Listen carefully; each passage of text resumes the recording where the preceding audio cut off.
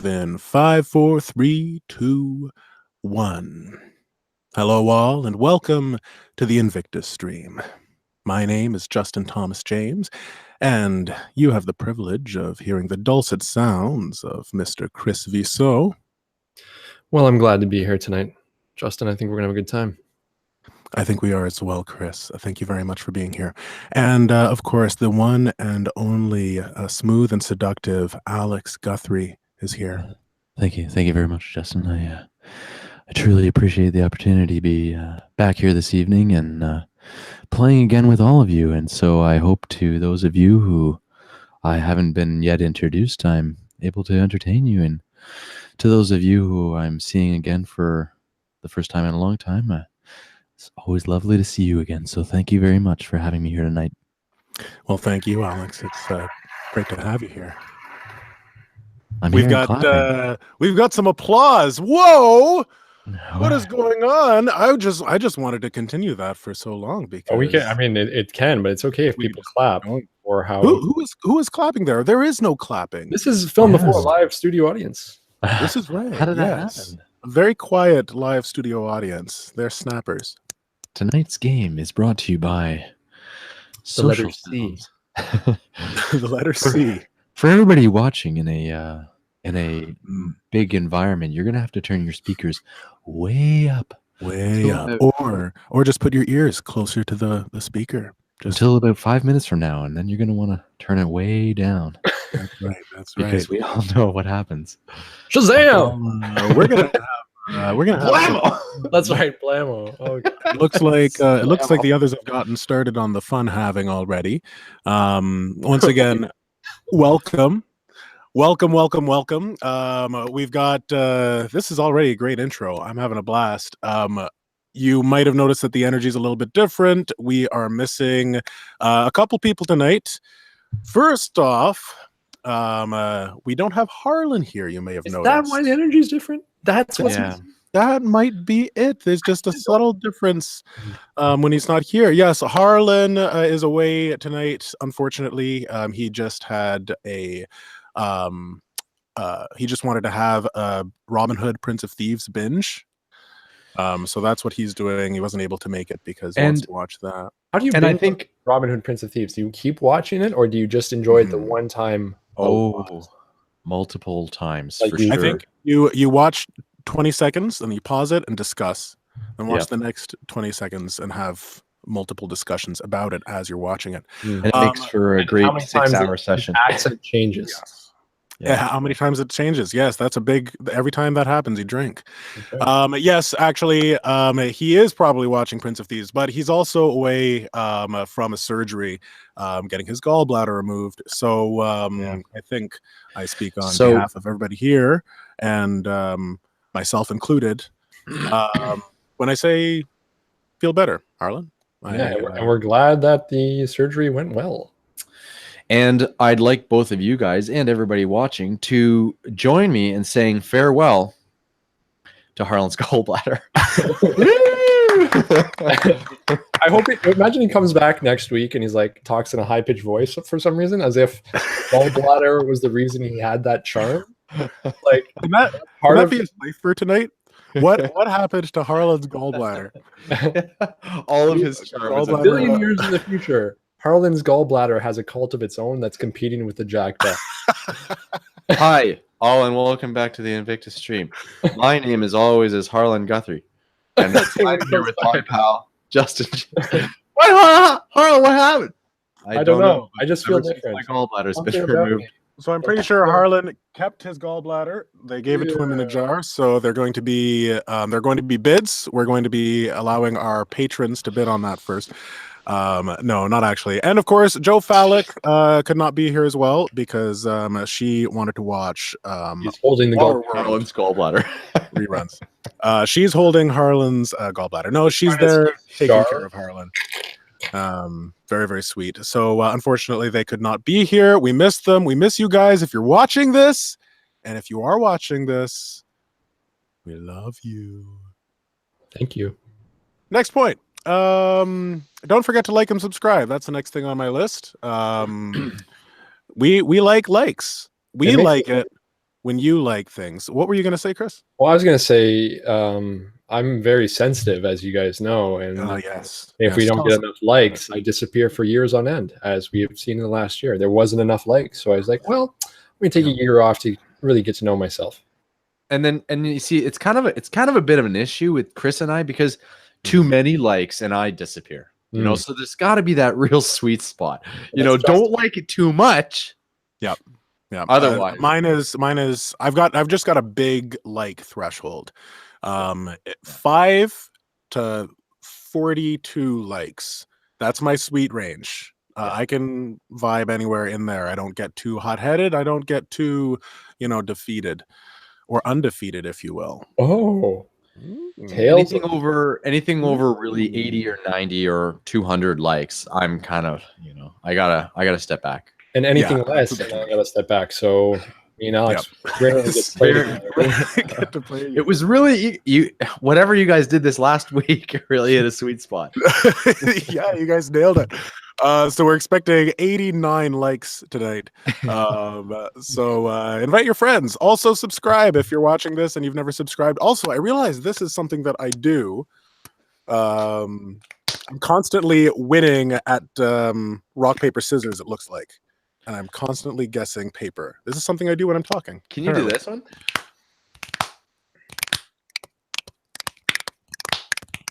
It's like that rhythm. You got to get the rhythm, eh? You got to get the Doppler effect going, Oh, this is like 3D surround. Wow. The experience. Yeah, another thing that you guys could do is join the Facebook group. We got a Facebook page. We got a Facebook group. The page is where we make our announcements of things that are going to come, like different spooky streams, extra life stuff, whatever. But then also, I'm hearing some cheering in the background there. That was cool. I'm making it happen. You're making the cheering happen. I know we haven't got it set up correctly, but I can't go without it. So I know it's hard. It's a very different feel. But the group is where we've just got. It's just a group of wonderful people who like the same things that we do. Video games, role playing games, and just in general being cool people. What was that? Yeah, being nice, liking each other. I mean, that's part of it. Liking each other. So let's hear it up for the community, eh? Hey! Wow, that's just as effective as when Harlan was the stream. Yeah, so join the Facebook group. It's a lot of fun. If you're a wonderful person and you're just constantly sitting at home being like, oh, I am so wonderful and I wish there was a group out there where I could join and I would just be around people who were as wonderful as I am, then join the group, because that's exactly what it is. Just a group full of wonderful peeps. But at the same time, we're not looking to exclude anybody. So if you're not wonderful, but you want to become wonderful, that's also a place for you, because that's true. I'll tell you, I'm not wonderful, but when I visit the community on Facebook, I feel wonderful. And that's right. So it is a cyclical. It just goes, it rolls and rolls. It's like the 69 of wonderfulness, You're just constantly given wonderful. That's that black and white symbol, right? The 69. Yeah. The 69. Yeah, that's that translation of the yin and the yang. Whoa, what'd you call it? The yin. Oh, that's dirty. Oh, right. That's an 18+ show.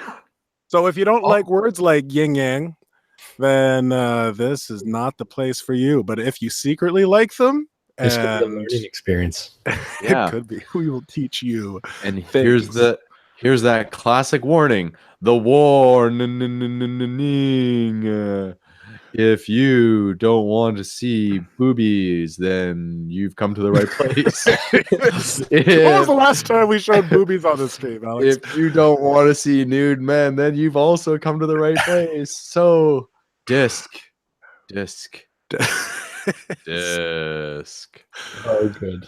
Thank you, Alex. There's the Thank warning. you very helpful. much. Good public service. We've also got other social medias. Discord is a thing. Oh, people are chatting on the Discord. Just want to say hello to everybody there. Oh, wow. Oh, hey, there's Joe and Harlan. They're saying hello. We got Prince Billiam, who I think is a William. We've got Michael Brianna, who are from Mexicana. No, they're not. We got Johnny Ray Reagan. Give me a rhyme, Chris. Who are great at Hagen. Johnny Ray Reagan, they're great Yeah, at pagan. my improvs. The chops really Colin Burkhart, Zia, Carly, Darksist is new to the stream. Welcome, Darksist. Who else we got? We got some Paul Bernhardt, some Megan Dawn. If I missed you, we got Marvin Tanner. If I missed you, then I'm sorry, but we got a show to get to. You guys are all fantastic. Thank you for joining the Discord. The information is in the description below. Instagram, Twitter, Grinder. We're on Grinder. I don't think we're on Grinder. Instagram, Grinder. Tinder. Yeah, and also one social media that is very important that we are a part of is Patreon. I'll just take a moment to say thank you very much to all of our patrons. We really appreciate the support that you guys have been giving us month to month, and we're constantly trying to think of new ways to keep you guys feeling, appreciated for your generosity. So thank you very much, and look forward to some more content from us if you are a patron. It really goes a long way to help the community grow. Totally. It's helping us become bigger as a community, and that's important for us. So thank you. Much obliged. That's I'm gonna start a new thanks, and we're gonna start posting podcasts with interesting sounds. So this is scissors, and here's Velcro for everybody who's at home and really just. That's actually kind of nice. I do like this ASMR or whatever it's called. We're doing that now. That's part of the Patreon time. All right. Well, we are at the 15-minute mark around. There's one more thing I need to get to, and that is the most valuable post. All right. So most valuable post is the post of the week in the Facebook group. Some very subtle clapping if you listen carefully. Listen one more time. Wow. Listen to that audience, that television studio audience. Yes, if you join the Facebook group, you have the opportunity to win some experience points. And this week, the experience points go to the one, the only. Let's get a sound line up.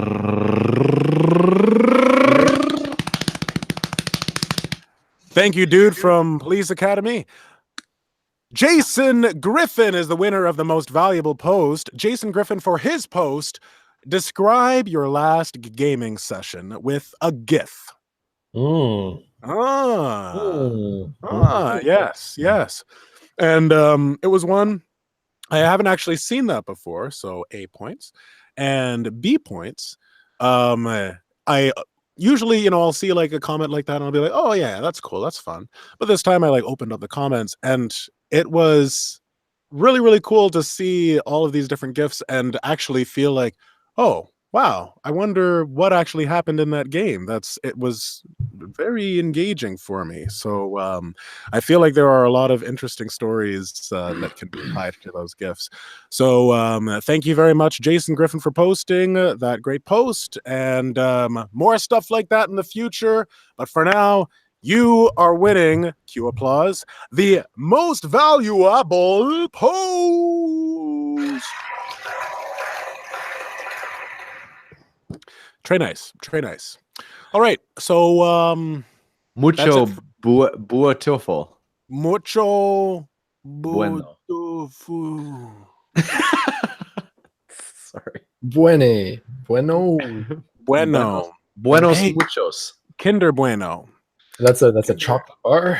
Kinder Bueno. Quite good. Canadian chocolate bars. That is all from myself. Chris, Alex, any more announcements to make? Anything I've missed? Yes. No. Thank you. Thank you, Alex. And Chris? What Alex said. I'm ready to play.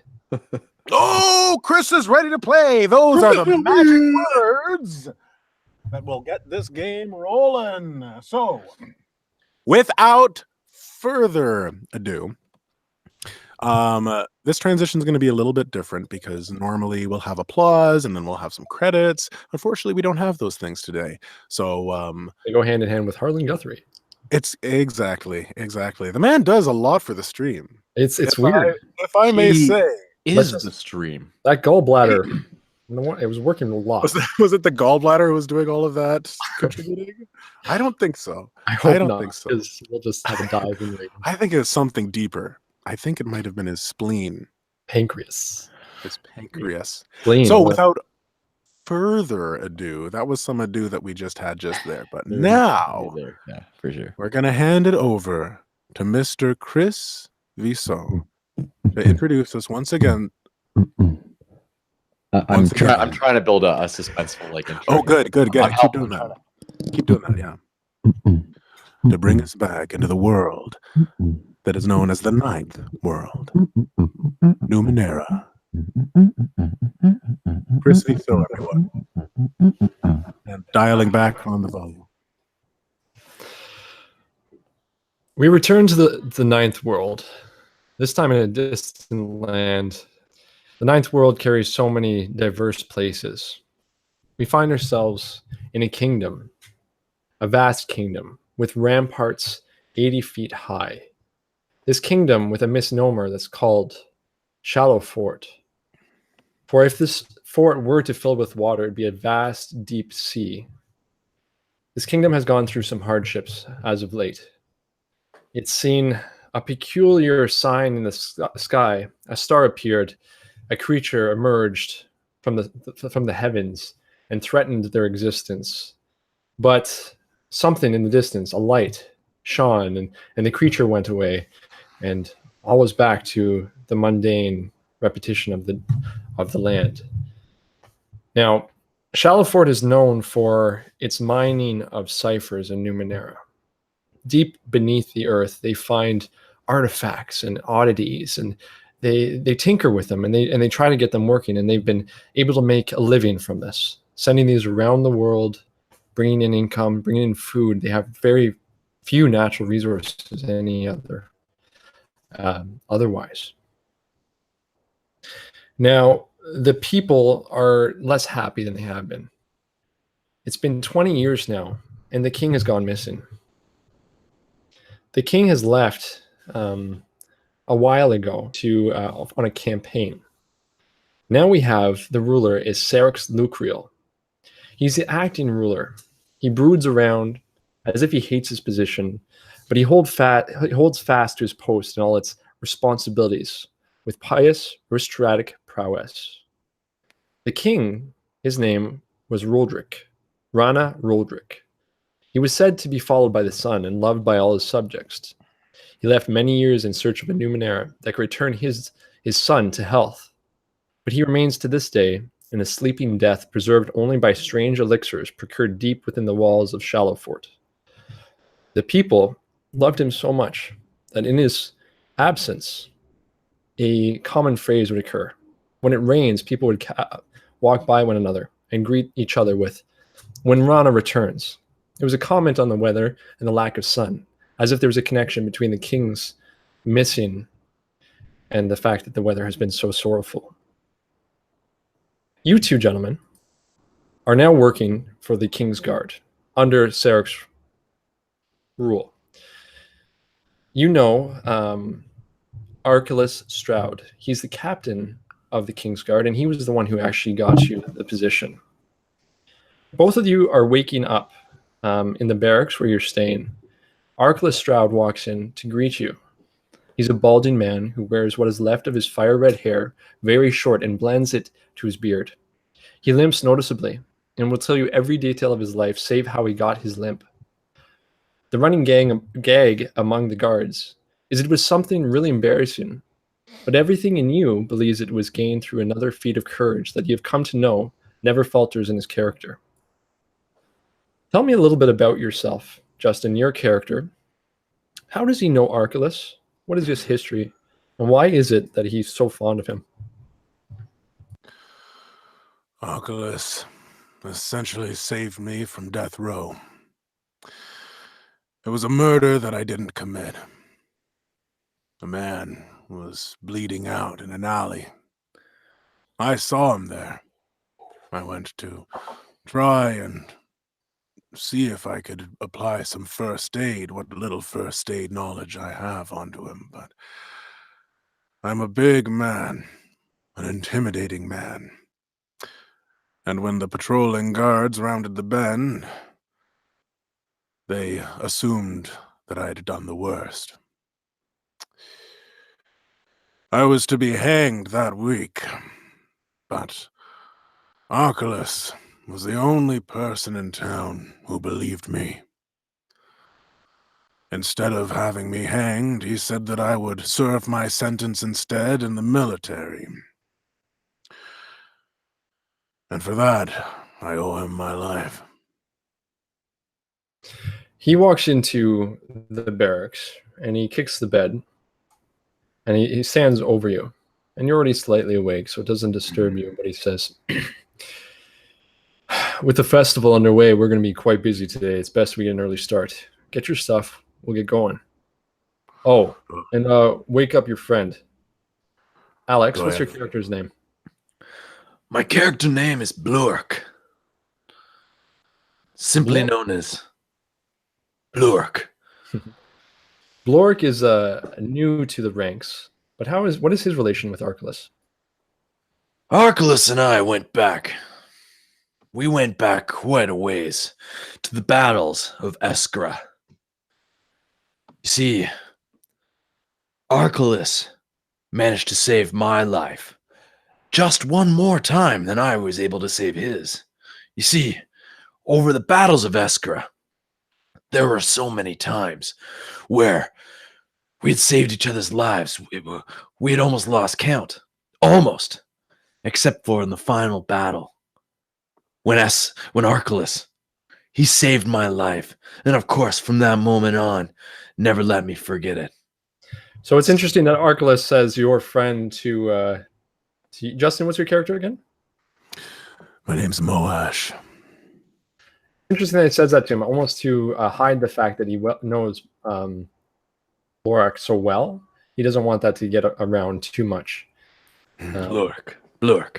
In fact, he doesn't even know how to say the name properly. So he talks about a festival. And right now there is a festival underway. It's a yearly event. It's a very big deal for Chalfort. The reason it's such a big deal is that there's a prize to be won. All of the tinkers, everybody working on ciphers and Numenera and the things they find deep in the earth from ancient civilizations that they fix up and get working again. Well, today is an opportunity to show their best work. Everyone gathers together, their very finest piece that they've found. And what they do is they show it off. And higher ups, high-ranking officers and aristocrats come and they look at all these Numenera cipher and they pick the very best, the top 3 and only the top 3. And after that, they destroy the rest. And it seems wasteful to an outsider. But those from the city, from the kingdom, know that the reason we do this is because it means that these tinkers are absolutely motivated all year round to work better and get better. And it means that only the best are going to be kept. There's no waste. It's always about doing the best. And for that reason, people from all around come to Shallowford in order to get these ciphers, these very expensive, very rare ciphers. So today is a big day. And what is the prize? The honor. If your cipher is chosen, you are given the option, the right to walk among the ramparts, to walk among and look down like a god on the rest of the city and into places in the kingdom that no other men or women can go. One of these places is the innermost chamber where the son of the king is kept. He is frozen in a sleeping death, almost as a coma state. He doesn't age. He doesn't grow old. He just stays there, and they keep him alive with this elixir, and they can witness and see the wonder of the inside of the kingdom. So it's a pretty big and festive day. And so you guys get ready because you realize that with all the people and all the activity, there's bound to be some some disturbances. In fact, you were told by Archelaus the first thing you have to do is do a little bit of investigation. There have been people breaking into the vaults and stealing from the kingdom, from the king's coffers, ciphers, Numenera, exceptionally valuable items. And this has been ongoing for some time now. But yet, we have yet to be able to find people. We think it's a band of bandits that stay outside of the kingdom and come in. But you think if you go to certain areas in the town, you'll be able to procure some information. So we ask you to get ready. And he leads you out into the city streets. And there are people everywhere, children running. There's a smell of rich foods, and the decorations are vast and beautiful. And he leads you down to a little bit seedier side of town, and he stops in front of a building. Well, we just have these last couple buildings to check. If you don't mind, I've worked with this family before. I think they're good people. I don't think they're involved with this situation, but all the same, we need to do our job and check everybody for any connection to the bandits. So we've gone from house to house, pretty much every house in the city, and speaking with the citizens today to find out whether or not they have any connection. This today, you haven't been to many houses. This will be the first couple you've been to, but it has been an ongoing investigation. And you know that a lot of the other guards are still looking for this bandit because it seems to be the biggest problem that you guys are facing right now, as these are exceptionally valuable things that are being stolen. If you don't mind me asking, Captain, how is Lucreal handling this?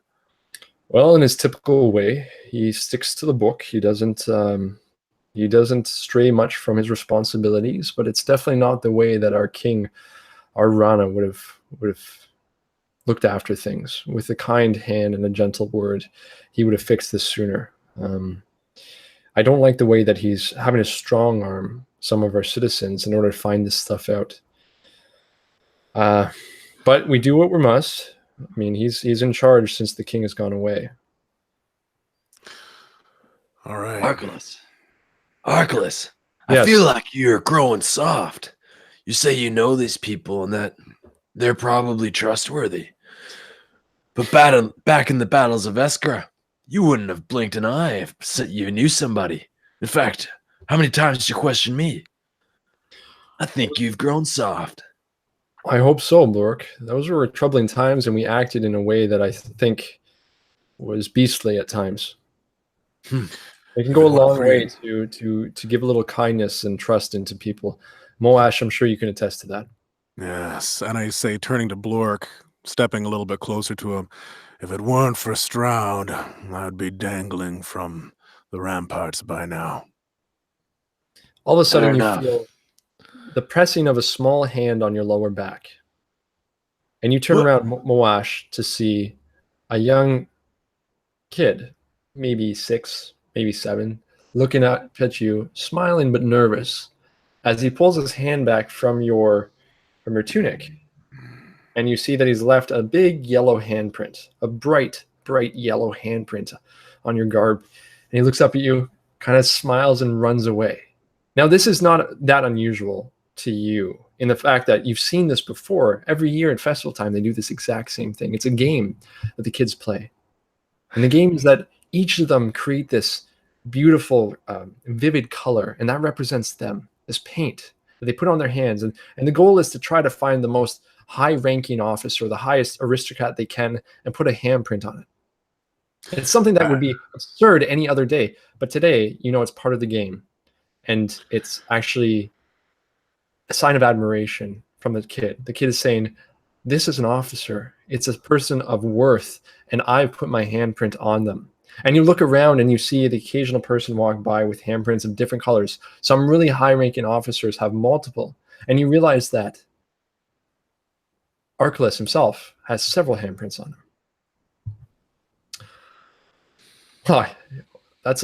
I guess he didn't see me. Archelaus jokes as if saying that I'm a higher ranking officer. Maybe he didn't know.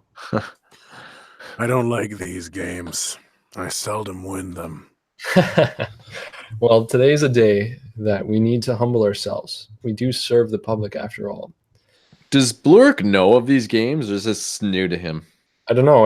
How long has Blork been in this city? I'm thinking very recently. I don't know, Sounds like Moash. you've been traveling a little bit. You've been away. Yeah. You recently came back.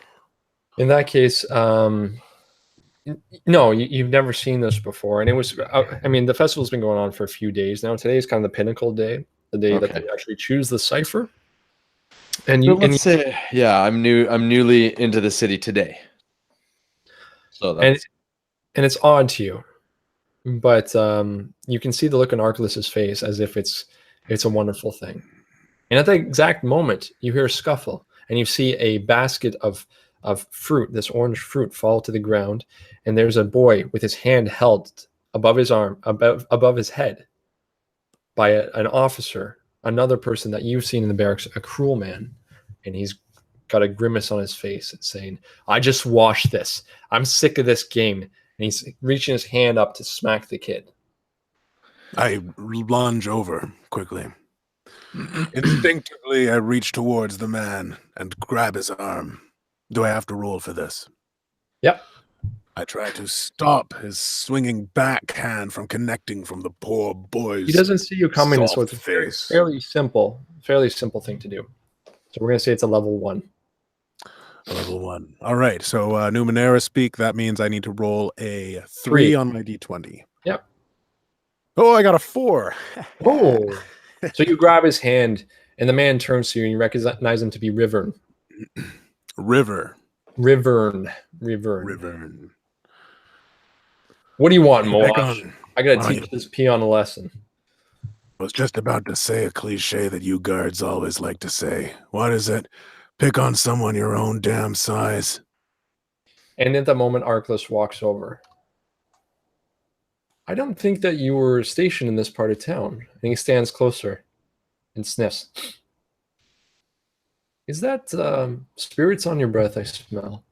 Rivern looks a little worried, and he realizes he's been caught in this moment. But Archelaus in his normal self, calm. How about you let the kid go, and I won't tell your captain that you were off duty when you should have been walking on the other side of town.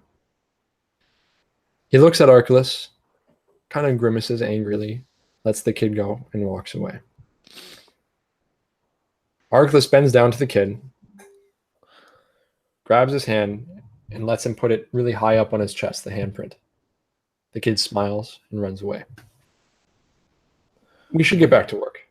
And he walks to the door. I kind of chuckle, and I look at Archelaus, and I say, soft? No. But diplomatic. Archelaus, you haven't changed. You're still a good man. And I walk over, I put my hand on his shoulder. And I look over at Moash. And Moash I is just still kind of looking. nod and kind of a gritty smile. Moash is still kind of looking at the handprint on his jerkin. Just kind of confused. Just following a little absent-mindedly. Do you want me to lead the way, gentlemen, or would you like to go in first? No. Let me go first. Blork, you guard the rear. It's a humble dwelling. The door stands loosely on the hinges. You can see the wood is rotting in the door, and it swings open with a creak. And the first thing that hits you is the scent, this thick scent in the air. It is saccharine sweet. You can feel it on your teeth just breathing in. It just is so sweet. And you look in the corner, and there's this machine working. It's pulling this sticky substance up and over and up and over and up and working it over and over again. It's a candy that you've seen around, a very chewy, gummy candy. And there's an old lady sitting in there with a young boy. And the young boy sees you come in. Startled, he stands up and fairly hastily leaves the room. I look around to make sure that the coast is clear. It seems clear. It seems like a humble house. It just seems like, it's a well-lived-in place. Clearly, this is their business that they actually run out of their house, just selling candy. They don't have a lot here, and it seems that they're struggling. As long as I feel like it's safe, I look to Blork to see if there's anything in the rear. Okay, so you turn around and give me a roll. You can use intellect if you want to in a way, but for now, just it's not a difficult task what you're asking. Can you guys just give a 20? Okay, so I'll give you an quick breakdown of what you're rolling and why. So the quick breakdown is I give a difficulty level. Yeah. So if I say it's a 2, you multiply that by 3. So you need to beat a 6 on your 1d20. And it's that simple. So you're only rolling 1d20s. Yeah. Okay. And You you're have your multiplying it by rolls. 3. Yep. Not the 1d20, the difficulty class that I gave you. Of course. Yeah. Now your pools are your effort pools. And you can apply effort in order to make things less difficulty. You can apply 3 effort in order to lower something by 1 point, 1 level. Okay? Are we at tier 1? Yep, you guys are tier 1. So we only have 1 effort, right? 1 level of effort that you can apply. Right. Okay.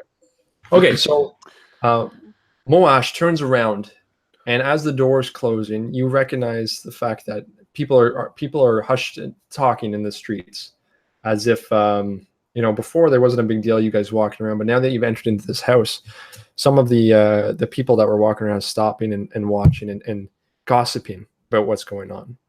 And the other thing, I'm going to give you an advantage, is that you get the impression the boy was running at the sight of guards as if warning somebody. I say, stop. And the old woman looks up from her vending machine. From her machine, and I slowly back up and gesture for Blork. Stroud and Blork to back up as well. And I close the door, and in hushed tones I gather them in and say, something's off. I feel like there's some sort of messaging system going around. There was people talking in hushed tones. See that, Blork? And I point to a character who is wide-eyed now looking at us.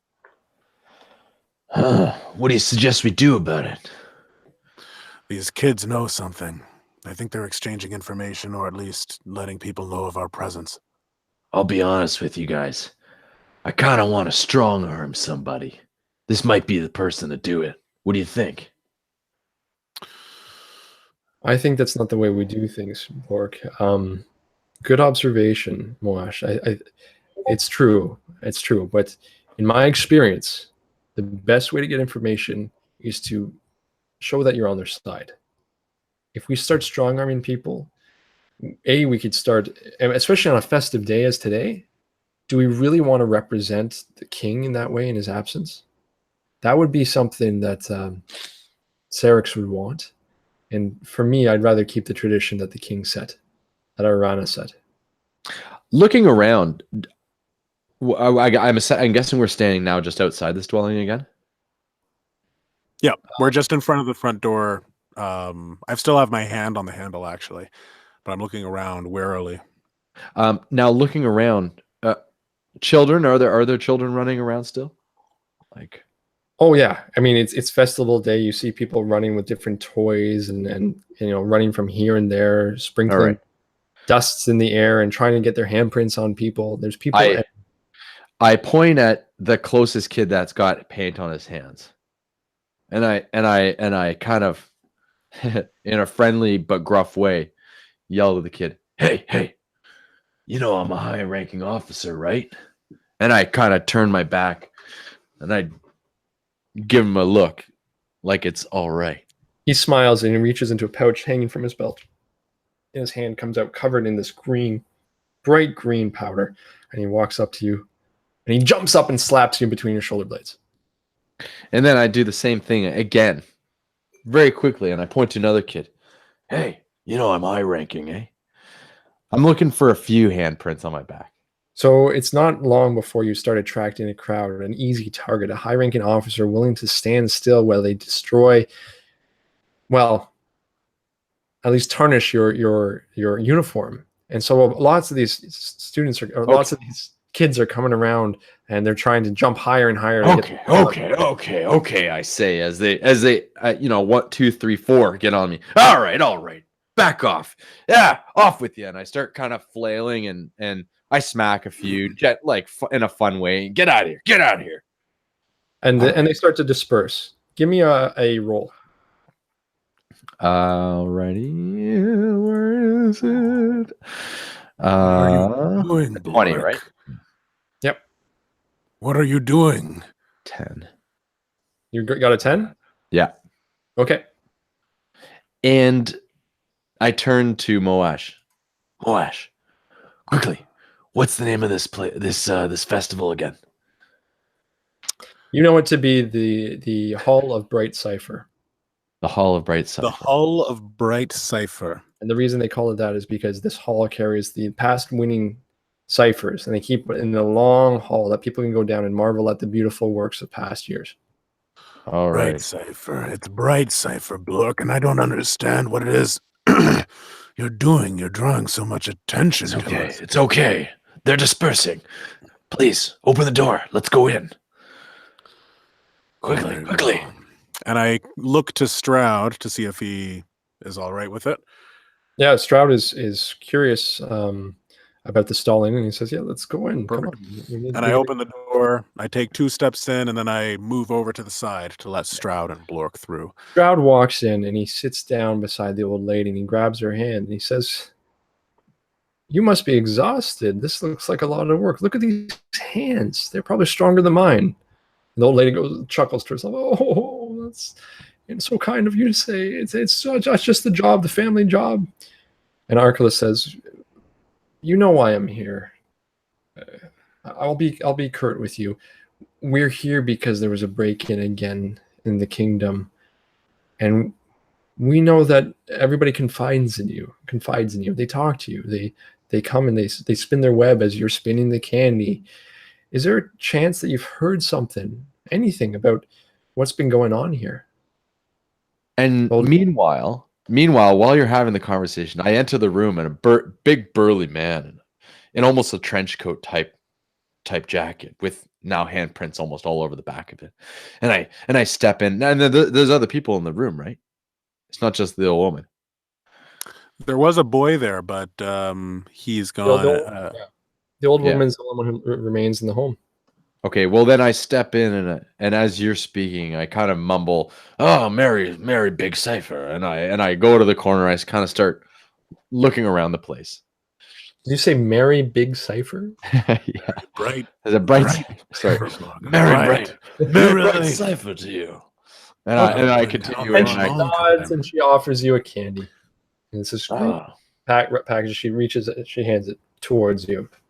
And I toss a piece in my mouth, and I continue to kind of enter the room and look around, kind of almost investigate the room while you're keeping her distracted. And as you chew, you get this weird sensation. It starts to foam in your mouth, and it's getting harder to talk and harder to talk. And as you chew, your teeth are getting harder, and the foam starts coming out your mouth and running down.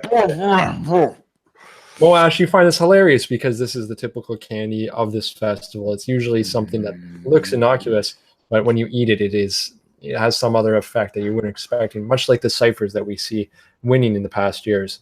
And she's a master of making them here. So poor Blork doesn't know. He's not from here. We had to find out somehow, Blork. Sorry, Captain Stroud. Gentlemen, take yourself outside. I'll take him outside. Come on, Blork. This is why we come to you, because you're a master. You're a master of what you do. And the lady begins to talk to Archelaus as you're leaving, and you can hear her talking about, people's problems and someone having a child recently and someone being sick and the crop's not doing well and the cipher mine really slowing down.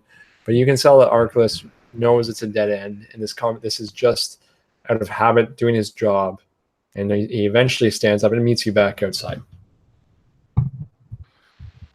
Any word? My suspicions were realized when we first walked into that space. They do know something, and she's not going to tell us anything. I mean, she has too much responsibility and care for her people. It's no sense. We can't strong arm her. She's, a cornerstone of this area of town. But did you catch where that young boy ran? No, but I was just thinking about that. And that damn toffee was disgusting. He must have gone out the back. Well, I imagine so, but we should be vigilant because we might be running into people who are apprehensive to tell us anything moving forward. I don't think we have anything to worry about, but there's definitely people in this area that know things. Shall we go to the next one? How many guards are stationed in this area? Well, we have all the men under me, and then I mean, it's if we need to set the alarm, we can get a whole nother regiment of people over here. So we aren't the only ones here, I guess. There's at least 10 officers patrolling these couple blocks. All right. I have very little concern for my own well-being. My concern, however, is keeping these individuals from suspecting that perhaps we're looking for something. Look, maybe you should be more concerned about your side, your weapon there. And he gestures down, and you realize that your weapon is missing. What the fuck? God damn it! That was my favorite blade. Of course, I'm talking about my what you call it. Mark, I imagine one of the kids took it. I'm sure it'll turn up. I start looking around the crowd. Are there any guards nearby? No. I mean, if you see someone in the distance who's taller than the rest of the people walking, and he could be a guard, but he's at least 20 yards away from you, and amongst all the people and all the crowds that are moving like a swarm of bees. Blork, you're good with your fists. You'll be fine. But keep your eyes out for yellow handprints. I'd like to talk to the young man who slapped this one on me. Not only that, I'm not concerned about being unarmed. I'm concerned about something running around with my razor ring. Your razor ring? Yeah, it doesn't make me very comfortable. How does your razor ring work again? It's a throwing blade. It's some circular throwing blade. It's extremely sharp. I could shave with it. In fact, I did shave with it. Right. Yeah, I've seen you use that thing. Never Just seen this you throw it, morning. though. Look how clean this shave is. You look nice. We're talking about this as we're walking to the next place. So Arglist goes to enter the next space. Are you guys ready, gentlemen? I was born ready. All right, in position, Blork, I say as I put my hand on the door. Gentlemen, you have nothing to worry about. These people are good. They're secretive and they're trying to hide things. The only thing I'm worried about is keeping you alive, and it makes no difference if I go first. If an arrow takes me out, then you'll be able to take them out. Fair enough. So you open the door? I do. And you open the door, and this room is actually filled with some middle-aged men sitting around, and they look like they've been having a good time, okay? But as soon as you walk in, there's a hush, a silence, and you walk into a room full of eyes staring at you. What is this place? Do we know, or is this just a dwelling? Another dwelling. This area of the town is, how do they say it? Like a township. So slums kind of area. All right. So they might have a pool table or some sort of game that they can play in these spaces, and so they would gather and enjoy themselves. And so you've walked into a dwelling where obviously this is going on. All right. And I'm going to do an intelligence check around the room. Try to take in anything suspicious happening. Now, also, I'm looking to see that boy when we entered the room last time just kind of darted off. It gave kind of wide eyes, right? Yeah. Which is kind of weird. I'm wondering whether or not the same thing happens here. I'm going to roll. I got an 18. Okay, so I will give you a minor effect with that one. So you walk into the space, and if it had been another building, if it had been another day, you would have walked in and people would have noticed you, but they wouldn't have stopped. It's as if they knew you were coming. They knew you were coming. Like an They all ambush. turned to look at you. You feel uncomfortable walking in that space. You feel tension. Archelaus looks relaxed. He's reassured you several times that these are safe people, but something in you feels uncomfortable. I've never seen a guard before. We've Sorry. seen guards before. Oh, A man steps forward talking to you. Of course we've seen guards before, he says. How See many them all of the them time. are there? And he takes a sip of his alcohol. You'd say probably 15 men in here. I No women, no children. No children. Not at all. Nobody elderly either. I kind of I waltz in, and I'm a bit thick, and I kind of brush past people, and I step into the center of the conversation. And I look at the man who just spoke, who just took a sip of his drink, and I say, Hey, friend, tell me, where can I get one of those? I point at his drink. And he looks at you and says, you want one of these? You're probably just going to take it, aren't you? Blork, you're on Whatever a do you job. mean? Can't drink. I mean, you're going to take it. You're aristocrat. You're a guard. You'll take it from me. So why don't you just have the barrel? You can be on your way. We'll go back to trying to enjoy ourselves a little bit with less alcohol. So if you want to, I look towards Moash, and I give him an eye. Come on. And I look back at the man. I'm not going to take your drink, but I would like one. Maybe I could buy one off you. And I pull out a small shilling, whatever the smallest coin, A shim. a shim, a small coin of something insignificant to me, but might be significant to them. that's funny. You're going to give me money that you've already taken from me, and then I give you my alcohol. So I'm either down the money that belongs to the people, or I'm down the alcohol. Thank you for your kindness. And Archelaus stands forward and says, we can be diplomatic about this. Sorry to interrupt, gentlemen. I know you are. He goes to put his hand on someone's shoulder.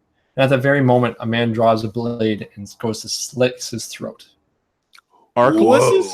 I'm He's so ready for that. Yeah, so you have been tries prepared. However, this man moves exceptionally fast and swiftly. Unnaturally. At the same moment, the other people are trying to restrain you. So I'm going to let you roll because you are right. You have been more than prepared for this. So I will give you an advantage on your roll. God. And it is very Oh, challenging. advantage. Okay, I got a 14 on that one. A 17 on the second one. Okay. So actually, I just lowered it by one level for you. I give you like an asset. Here I am trying to be nice to these guys. And they're Oh, just that's like the. real Is fuckers. that the advantage? Is it's? Yeah. I'm I'm giving you roll an twice. asset. I'm not actually letting you roll twice. It's not Okay, so 14 is technically the same then, I guess. Yeah. And before your eyes, you see the bright crimson gush from Archelaus's throat.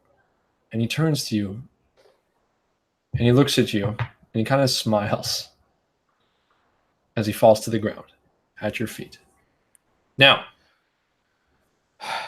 some time has passed from this event.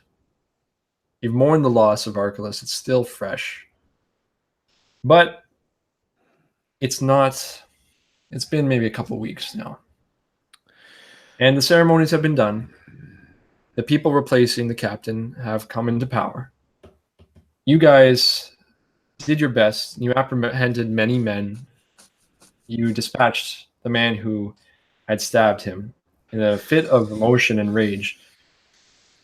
Can we describe it a bit? Absolutely. Yeah. Well, the first thing that Moash did was stomp the ground, fists balled like this, and scream at the top of his lungs, a deep bellow, "Ah!" as he ran and picks up a table off of the ground and swings it in an arc as Blork went into action. And as I sit there thinking about Archelaus and how Wait, you sat down? I'm just describing. No. I'm flashing back. yeah, the, you're flashing oh, back okay. and I'm putting Just myself like here something and also flashing back. And I'm thinking about how you whipped the table out, and how I turned to the guy that slit his throat and bashed his face in 100 times until he had no face left. Brutally. And I'm looking at my knuckles and how they're raw to the bone still. As then we're falling out of the door into the streets, into this beautiful bright day where all this joyous stuff is going on, and a man is crawling on the street that screams and shouts, and before long more guards are coming to back you up. Yeah. And I'm watching. I'm not even watching anything. I just Moash sees some of the men coming to tear Blork off of the now dead man. And I intercept them, swinging the table, bashing them, knocking them away. Teeth are flying as Blork continues. And it's kind of like I've got his back sort of thing. Yeah. You're kicking everybody's ass, and I'm just going into this guy. He's got no head left. We got pretty reprimanded for that, right? Well, absolutely. Your job is to keep the peace on a joyful day for this to happen, for a guard to die. The captain died while you were right by his side. Yeah. And for that reason, you think you're being called to talk to Serix, the head of the kingdom, the acting thane of the kingdom. You're being called, and you take heavy steps walking down the huge stone hallway. And you're getting closer and closer to the door. And this entire way, Blork, neither of us have said a word. But then, as we near the end of maybe midway down the hall, I do turn to you, Moash, and I say, I'm really sorry for your loss.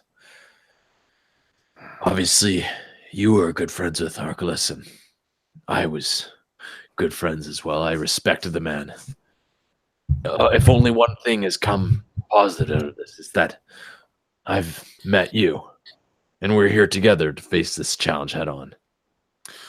And I stop right in front of the door, and I turn to him and say, well, then that just means you're another thing I can lose.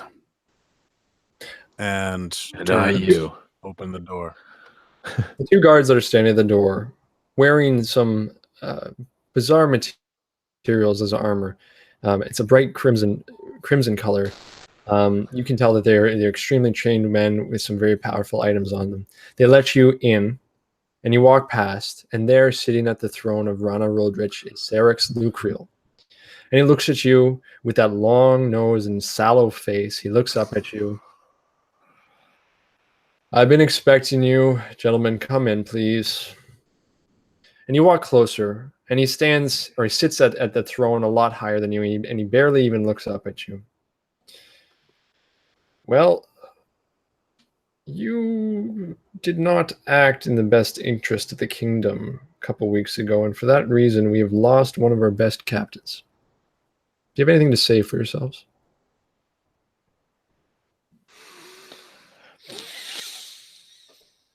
Well, what's our punishment? I've been thinking about this for a long time now. I've been thinking about this hard, and I think the only thing that we can do is give you a chance to make it right. Why? Because that's what Archelaus would have done. He would have given you a chance. He's vouched for you many times, and many times I've heeded his arguments about why you are good men and that you deserve to be on the guard. And so, with his passing, I feel it's only right that I honor what he would have done one last time. That man you killed was probably one of the only points of contact we would have had for the bandits.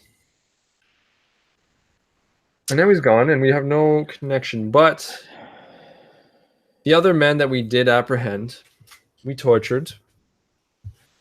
And we did come up with some knowledge. And the only knowledge that we have is that we think the bandits are hiding in the woods, not far from here.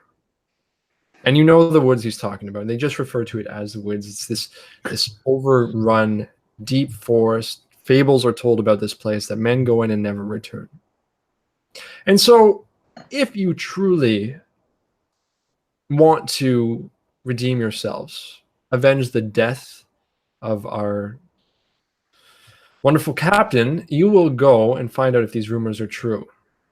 And if you do not make it, if you do not survive, so be it. After all, it is on you that we have lost him. So it's a suicide mission. Well, if Archelaus is right in what he says about you, you are more than capable of this. Are you saying that Archelaus is wrong? That you are going to be killed by some rumors of dark shadows and things that go bump in the night that hide in a forest? I'm saying that if he's right, then why don't you send the entire battalion, not just 2 men? Because it was 2 men that Archelaus trusted with his life. It is those 2 men that I believe are responsible for his death. So we're being punished. I'm giving you a great opportunity, gentlemen. And he stands up and walks over to you in these long, self-important steps, as if he's something to behold. And he walks over to you and he says, punishment? Not punishment. A chance to redeem yourselves. Gentlemen, you could be heroes. You could be the ones who vanquish the bandits, or at least bring us the information so that I will send the legions of army to help you out once we know that they're there. I'm not ready to make a fool and to spend money we don't have from coffers that are dwindling because of these bandits to go on a fool's errand into the forest, maybe to find nothing. And he walks over to a table and he grabs a fruit, one of those orange fruits he'd seen earlier, and he takes a bite of it as the pulp drips from his chin, leaving some in his beard. Are you saying that you're not willing to avenge the death of our dear captain? Oh no, I'm completely willing and was expecting a punishment. It just seems a little hypocritical to me for you to say that we don't believe that they are in the woods and don't believe our former friend Stroud's words when you're only sending 2 men after the people that he's saying are out there. I don't think I should spend any more resources than I have to just to find out if a rumor is true. The man was delirious in agony and pain when he spoke of this hold in the woods. I mean, it could just be empty words. The ravings of a man turned to lunacy because of his agony. But then again, it could be true. And that's why I'm sending 2 capable men that Archelaus trusted. Archelaus Stroud, our great captain.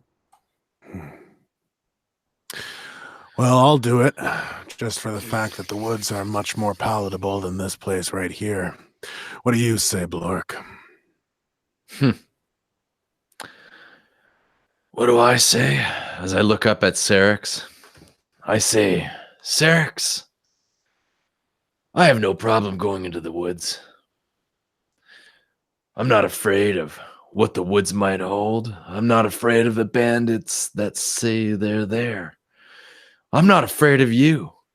In fact, I've eaten men that are more courageous and bold than you are, you pathetic fucking twit of a man. As soon as you see that, Sarah kind of bumps into the table, and you hear that the dishes on the table tremble a little bit.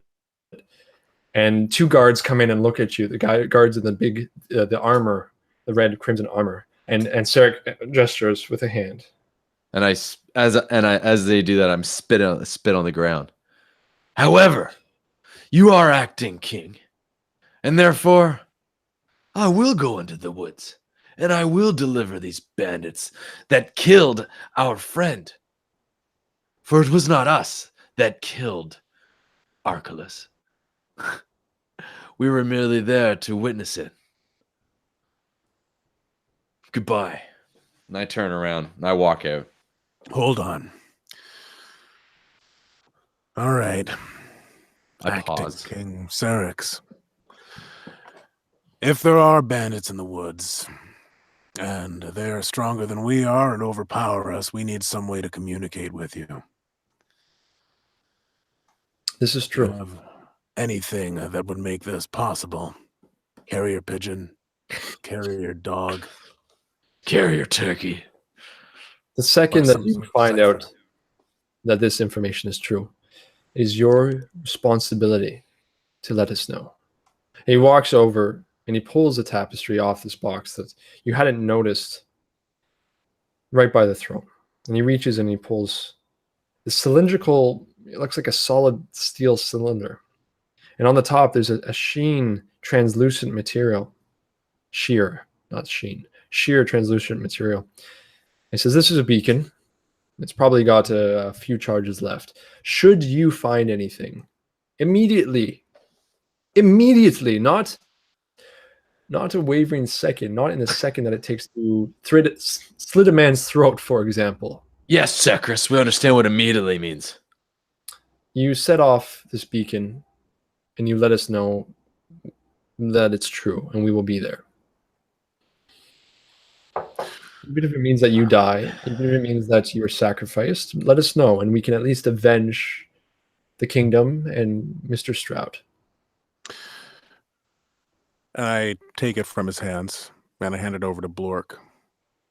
And as we're moving out of the room, I turn back one more time and say, could you explain one more time what immediately means? Goodbye, Serix. I close the door.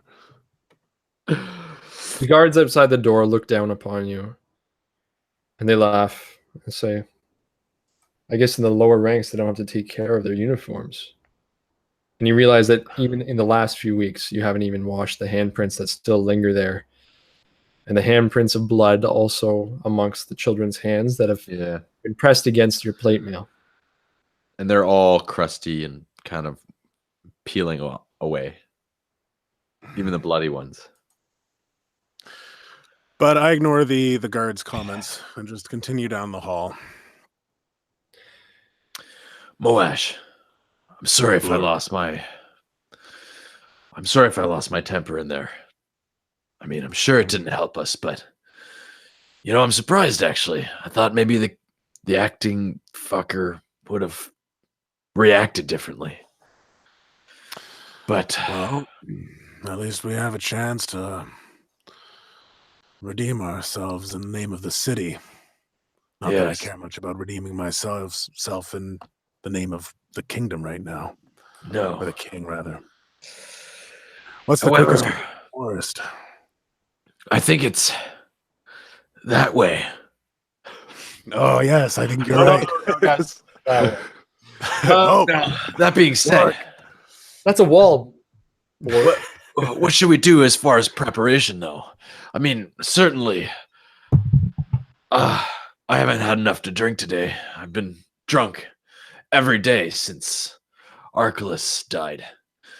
And it's still early morning. And so I don't think I can do today without a drink. I'm sorry. You don't need to be sorry for wanting a drink, brother. Let's stop by the barracks, grab a few things. I have some trinkets that Archelaus gave me, said were very useful, but I kept them as mementos for other reasons. Maybe they'll come in handy. Other than that, I've been a survivalist all my life. I know my way around the woods, but oddly enough, I don't know my way to the woods. So You do. You do know the way to the woods. I know my way to the woods. You've walked along the ramparts and you've seen them in the distance, and they are a vast forest, and you've seen the shadows that they cast, and it's not too far. You probably can make it there in a day's journey. But there are strange things that lurk in that forest, Blork. You best prepare yourself for... Well, what kind of strange things are we talking about? Do you know? Maybe we should talk to somebody about what to expect. I mean, after all, I do have much experience with hunting and tracking. That is part of who I am. After all, I am a tough glaive who hunts with great skill. That is exactly who you are, actually. That's who I am. It's what I have a do. lot in similar. I hunt as well, but I don't hunt game. I hunt. Well, never mind. All right, so we know things about being in the forest, but not this forest. So maybe No. we should speak with someone. You Yes. get to the barracks, and you're immediately greeted with a few, thoughts and caring remarks from your fellow guards, and it's a solemn place. Rivern actually approaches you. The guard you saw in the streets earlier, the severe man that we talked about, he hands you something. It's a package in it, and he says, I went by Archelaus's house today, and he left something for each of us, each of his men. This was for you, and he hands each of you a box.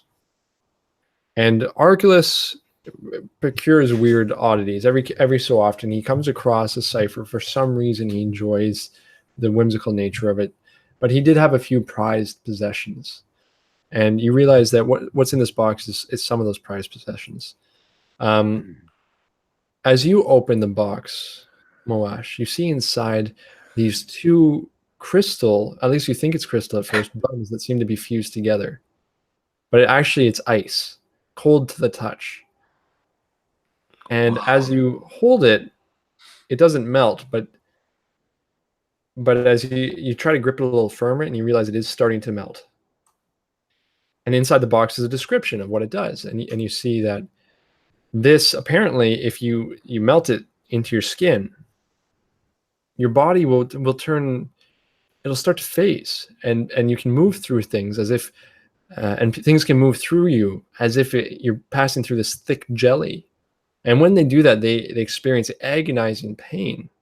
And this lasts for 10 minutes. And I grasp the cool item in my hand. After reading the description, I say, Unfortunately, oh yeah, continue, sorry. oh, I just say, cold heart for a cold man. And inside the box, Blork, that you're given, you see a glove. It appears to be a glove, but it's covered in moss. And A mossy glove for a glaive. How fitting. how so? And you read the description. And you realize that this glove will allow you to actually communicate with nature in a profound way, able to understand disturbances and things that have gone on recently in the surrounding nature, almost a psyllium network that this glove allows you to connect with. Wow. This But is incredible. you can only use it again for a few minutes before it deteriorates. Good to know. I'll save it for a very special time. Archelaus would have wanted me to have this. Obviously, we left it for you. I'm almost waiting for you to tell me. Something tells me. Something tells me I'm almost waiting for you to tell us that there are. Rivern's standing there shaking his head like, why did he like you guys better? What is it about you two? There are artifacts from the king's tomb in his chest. The deep, It's been him all this time. No. the deep rumbling voice of Moash cuts through the laughter and says, Rivern, thank you for bringing these to us. By now, maybe, well, you've heard from the others that we've been tasked with going to the woods that no one comes back from. Apparently, that's where the bandits are hiding. Do you know anything about these woods? Any legends? Anything that we can prepare ourselves for? Yeah, when I was a kid, we used to spin stories about it, but one thing always rang true. They say that there are places in that woods so deep that if you get lost there, if you end up in those places, you'll find that you can't come back to where you started, and you'll find yourself in a whole new realm, like a different plane of existence, as if you're taken from this world, and that's why you never return. They say it's like a river that will take you, and that if you don't keep your feet, you'll be washed away to these other. I don't know. It sounds like craziness. Obviously, kids' stories, but some of the ciphers in Numenera that's come out of the mines lead me to believe that there's more that we don't know and ever will know in this world. What you say is true. What you say is true, River. You've heard this before, Blork? Well, no, but I do know that there are far more things that exist that you or I or River have ever even imagined.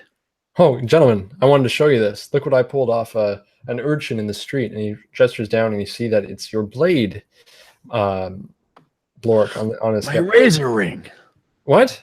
Oh, my blade here was procured because there was a young man who had it and shouldn't have. So it's mine now. do you wonder why he shouldn't have had it? Nope. Maybe he shouldn't have had it because I did have it. In fact, if you look in the engraving on the inside, it'll say Blork's. Made in Alenia. Made in Blork's basement. It's just a bunch of razors, like shaving razors around a coat hanger. Blork's blade. Macaroni necklace. I'll tell you what. I bought a new replacement blade. But that's mine, and I'll give you this one for that one. Wait, you're gonna give him the brand new one for your old shitty one? Yes. What? That makes... Oh, do what you want. Yeah, thank you very much. Fondling my I will. cold heart. And I reach here and I pass him the new one, the new razor ring that I purchased in town. And he says, "No, thank you. I like this one." It's not a request, Riverin. Give me my razor ring. Riverin is a fierce sounded man, a lot like a request. an unreasonable man. He's a man that he's unreasonable. You can't reason with him. No, he was gonna hit a kid. I mean, how do you reason with someone who's gonna hit a kid? This is true. So That's right. We Come on, stopped hitting a kid. Blork. Clearly, there's no reasoning with this. You don't. Rivern, we thank you for bringing us these items. I think it's about time that we start walking towards the woods, because there's nothing else for us here right now. And this is true. And you feel like if you don't start going, people will start commenting at your cowardice as if you're stalling. The guards know. People know where you're supposed to be going. And it's a matter of honor at this point. You know what? Roll a die, Chris. I don't think you know how these rules are. No, I know. I'm saying roll a 20 die. No, I don't roll. You can roll a 20 die if you want. Right. If it's based on Alex, why is this imaginary fine? Let's ring go. more important than this other imaginary ring? It just makes them all. That was engraved. That one has sentimental value. Alex, you can put sentimental value on it. And it was just engraved by you with a knife. It just says Blork. The O is kind of scratchy and hard to read. I can't believe I was threatened by Alex. You know what? Roll a dice. No, I'm not going to. All right. Okay. What are you trying to do, the ramparts about that? Really makes me mad, Moash. But you know what's funny? Say, as we're like on the road, the ramparts are behind us. He's still talking about it. You know what's funny though, Moash? What? Is I was able to swipe it. No, you weren't. No, you didn't. How did you do that? Let's flashback. But also, I agree found with the bandits and killed them. The game is over. I'm going home. Bye. And it was at that point that Chris Viseau realized that the GM's role had shifted. That just sockless foot just lands on us, squashing us to the ground. That's A right. large cartoon foot. Yeah. All right. So guys, roll and So okay, all right, no. Voice of reason here. We are on the road. The ramparts are in the distance. We can see the And it's raining. smokestacks, and it's raining. And it's a miserable day, as it has been. It seems more frequently in the 20 years since the king has been away. And you're coming up to the more rugged terrain, and you come to a tree. And as you come up to the tree, you nearly trip on something. Is it the forest? No, you nearly trip. No, it's a single tree on the edge of the forest, a few paces Okay. before the thick of it. And you see down at your feet, you hit something metallic with grass all around it.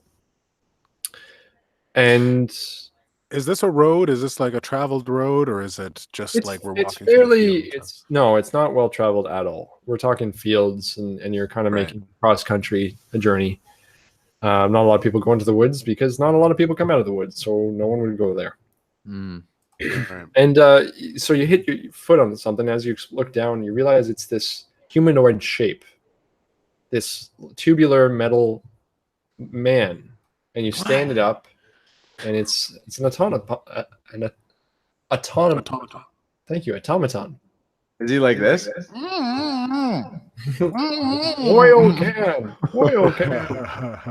No, he's An automaton. Eh? just an automaton, a fairly simple design. And as you dig around, you find that there's some clothing there that's actually around the tree. There's like these overalls, and it appears that the tree has grown through the overalls, as if it's pierced through the overalls. So like a hole was there, and the tree over the years has grown through it. The automaton is rusted, and it sits there in disrepair. I look around the tree and just start digging a little bit. Are there any bones? We're getting a bit of an echo, by the way. Yeah. Inside as you dig, you find these. You do find some bones. You find bones and what looks like a pitchfork. Someone didn't know what a shovel is. Some kind of agricultural specialist. Someone tried to dig a hole with a pitchfork. Obviously, that's why the bones are sitting all out here. What do you think this is? Justin, give me a roll, please. I'm gonna roll. Let's see. What are you rolling for? Just tell me what you think it is. I'm trying to figure out what happened here. I got an 8. So as you're rummaging around, you realize that someone had died in this field, and over the course of the time, the tree has grown through the body. And it looks like the body was pierced. And you realize that the automaton is some sort of planting device, something to help people plant. Yeah. And that's why the long arms with cylinders for putting the saplings into the earth.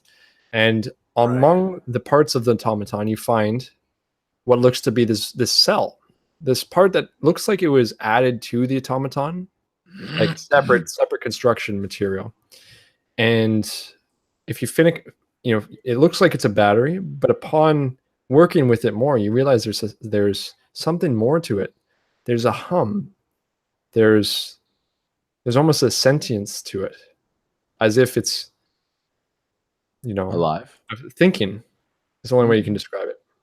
Yeah, it's like I get the sense that there's a third person here. Yeah. You know anything about this sort of technology stuff, Blurk? Not really, no. But I've repaired machinery in the past. I mean, perhaps if I took a closer look at it. And I get down on my hands and knees and can you describe this for me again? So it's an automaton, and then in its back, there's like a cell, like a power cell that seems to be thrumming with some sort of human energy. Is that right, Chris? Like it feels like a living entity. That's the best way you can describe it. Not necessarily human, but a living entity. Energy. There's something there. It's as if it's looking back at you. But it's like broken and on the ground. It was within the automaton. So as Justin was looking around, he saw like a panel on the automaton, and it kind of swung open. And Okay. he saw this part that obviously has been inserted, as if someone was trying to make a repair to the automaton and added this piece. Borgel? Did a shitty I- job repairing this, I think. Yeah, I don't clearly. think he knew what he was doing. I get down on my knees and I reach in and I try to extract this power cell from the broken automaton. And it comes out, no problem. And you have it there, and it feels warm to the touch. And the rust that is all over the automaton, clearly seizing up the frame, is not on this object. It seems pristine, really high quality hard metal. So I look up at Moash. I look back down at the power cell, and I look back up at Moash and back down, and I say, "What are you?" And I speak to it. And you hear nothing. Just that hum. You. Oh. Now, if you give me a roll to see if you can identify it. Perfect. I was hoping to roll 8. An 8. Huit. Ocho.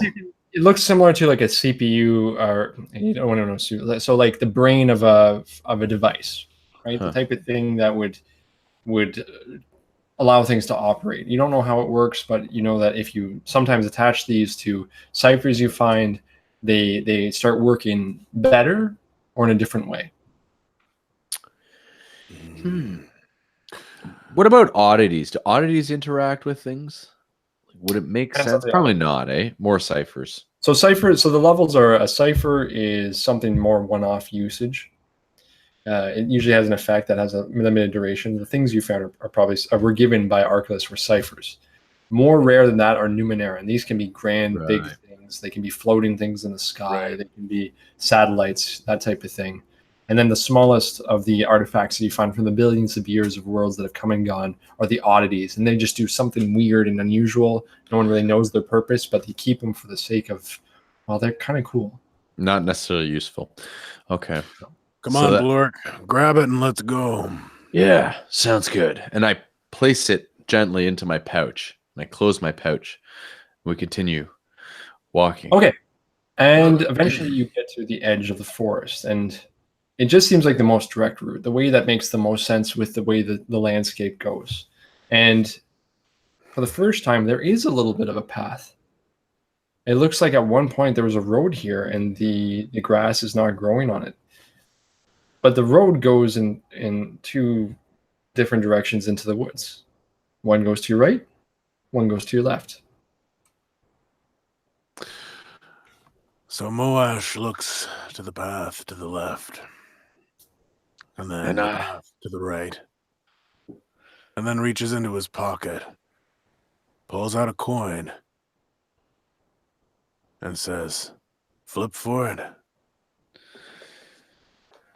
And we're gonna stop there for the mid-game mid-game post. Get that effect in. That is right, everybody. Oh, wow! Applause. They love me. They really love me. That's right, everybody. It's that time of the show where we stop the action and get to some trivia. Interact with you guys. How's everybody doing? Yeah, we got some people in the chat. We got Carly, we got Colin B, we got David J, we got XKRA, Bjorn, Marbles, Michael Brianna, Johnny Ray, Ray Gun, pew pew. We got all the peeps. So yeah, let's do some mid-game post. So who's Zia. over at the mid-game post, the MGP of the session? Go over to Discord where you can... You got Oh, the the MGP. Yeah, you know P. You know the MGP. Yeah, you know me. You want me to come up with one really quick? Chris, so yeah. Why don't you come up with one? I was thinking, what is the motivation for the king's disappearance? Motivation. What What is the Why did the king- motivation motivation for the king's for disappearance? the king's disappearance? Hmm. Got it first. Oh, I was typing it. Good job, Alex. What is Well, the guys. motivation for the king's disappearance? Chris, What's it like being back in the ninth realm? Oh, It's the ninth world. First Well- of all, Well, there's been realms in each of those worlds, so it's also the ninth realm. it's the ninth world. You're right, ninth world. oh my God! It's the 9th hour of the 9th realm of the 9th world. Whoa, The planets have aligned. It feels really good. It feels. I Yeah. love this universe. I really Dude, like it's this. so liberating. You can do whatever you want. Exactly. I love your 9th world, Chris. Thank you. Yeah, me too. It wouldn't be anything without you guys. Oh, please. It's be a bunch of amazing artifacts and wonderful land and creatures that would blow your mind. But it's really nothing without you guys. It's just Well, a I think- pristine, quiet, calm landscape. I just like I don't know where you come up with all these ideas, Chris. Like all of the little details, like the festival, the hands and the paint, and Yeah. um, I don't know. I think it has to do with like not being raised with enough love. is that your secret to success? Like a psycho. and how does that make you feel, Chris? I feel like I need to come up with like these worlds that linger in my mind. Right. And The more ideas you come up with, the more likes are Like fulfilled. translated It fills on. that pit, that empty pit. Right. Tell And us that's- more. Yeah. I also want to kill my father and marry my mother. Is that is that Yes. that doesn't sound like I don't know, Alex, Doctor Guthrie. Have you heard of any psychological theories about killing fathers? Yes. I haven't heard of that. Yes. But actually, the mid-game post is coming up, so that'll be $120. And, our time is up. we'll talk to you. I'll see you next time. All right, yeah, mid-game post. We got some answers. Zia says his son's disease. I actually don't know the David answer John to this. says his son is in a coma. Carly Maybe- says finding a cure. And this is Maybe Are put we on something the right in track our here, chat Chris? there. These are all. I accept all those answers. We're gonna have to go to our rule. perfect. Oh, Oh, man. okay. Yeah, we're gonna have to definitely do a roll because we got son disease, coma, finding a cure, fatherly love.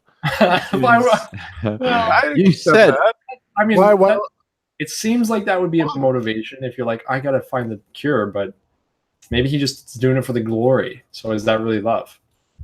We don't really know. You're assuming. I he's a think good I, guy. I think it's a lot. I think he knows enough about the character. starting to get silly at the end. We went for a pack of stuff Taking over it. Megan, Yeah. 5, 6, to get his ring. in. 7. Was I wrong in not allowing Alex to get his sword back? Was that like just a dick move? I just feel like, but I love how he's like, Just wait until we're both players. I'm gonna kill you, and you're not gonna notice it. You're gonna be like, all right. like, when I'm a player, I'm like, here, have a different sword that's exactly the same as the other. We'll be one. playing like Call of Cthulhu, and I'll be like, "Yay, we're doing this!" And I throw my ring razor at Chris. And I'll be like, and then Rivern will come and grab it out of the air and walk away with it and say, "No, bad Alex." All right, This is so my ring. we're gonna roll a 1d8 here, because we got 7 correct answers, and number 8 will be a reroll. So, Alex, why don't you go ahead and give us a roll? I get to. Oh my god! It's Would all say you, an eight? bud. Here we go. Oh, 20 and an 8. So the 8 is a 4. A 4. Let's see who gets it. We got 1, 2, 3, 4. Well, that's the fatherly love answer. That was the kind of the black The sheep one that there. might not have made it.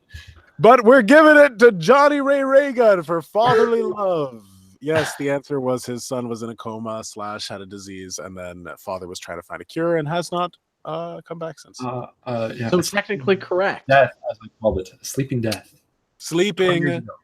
death. 20 years he's been away looking for something. 20 years. Something. What is this sleeping death? See, the thing about Numenera and the strange and all of this like connected You don't have realm to stuff, explain it.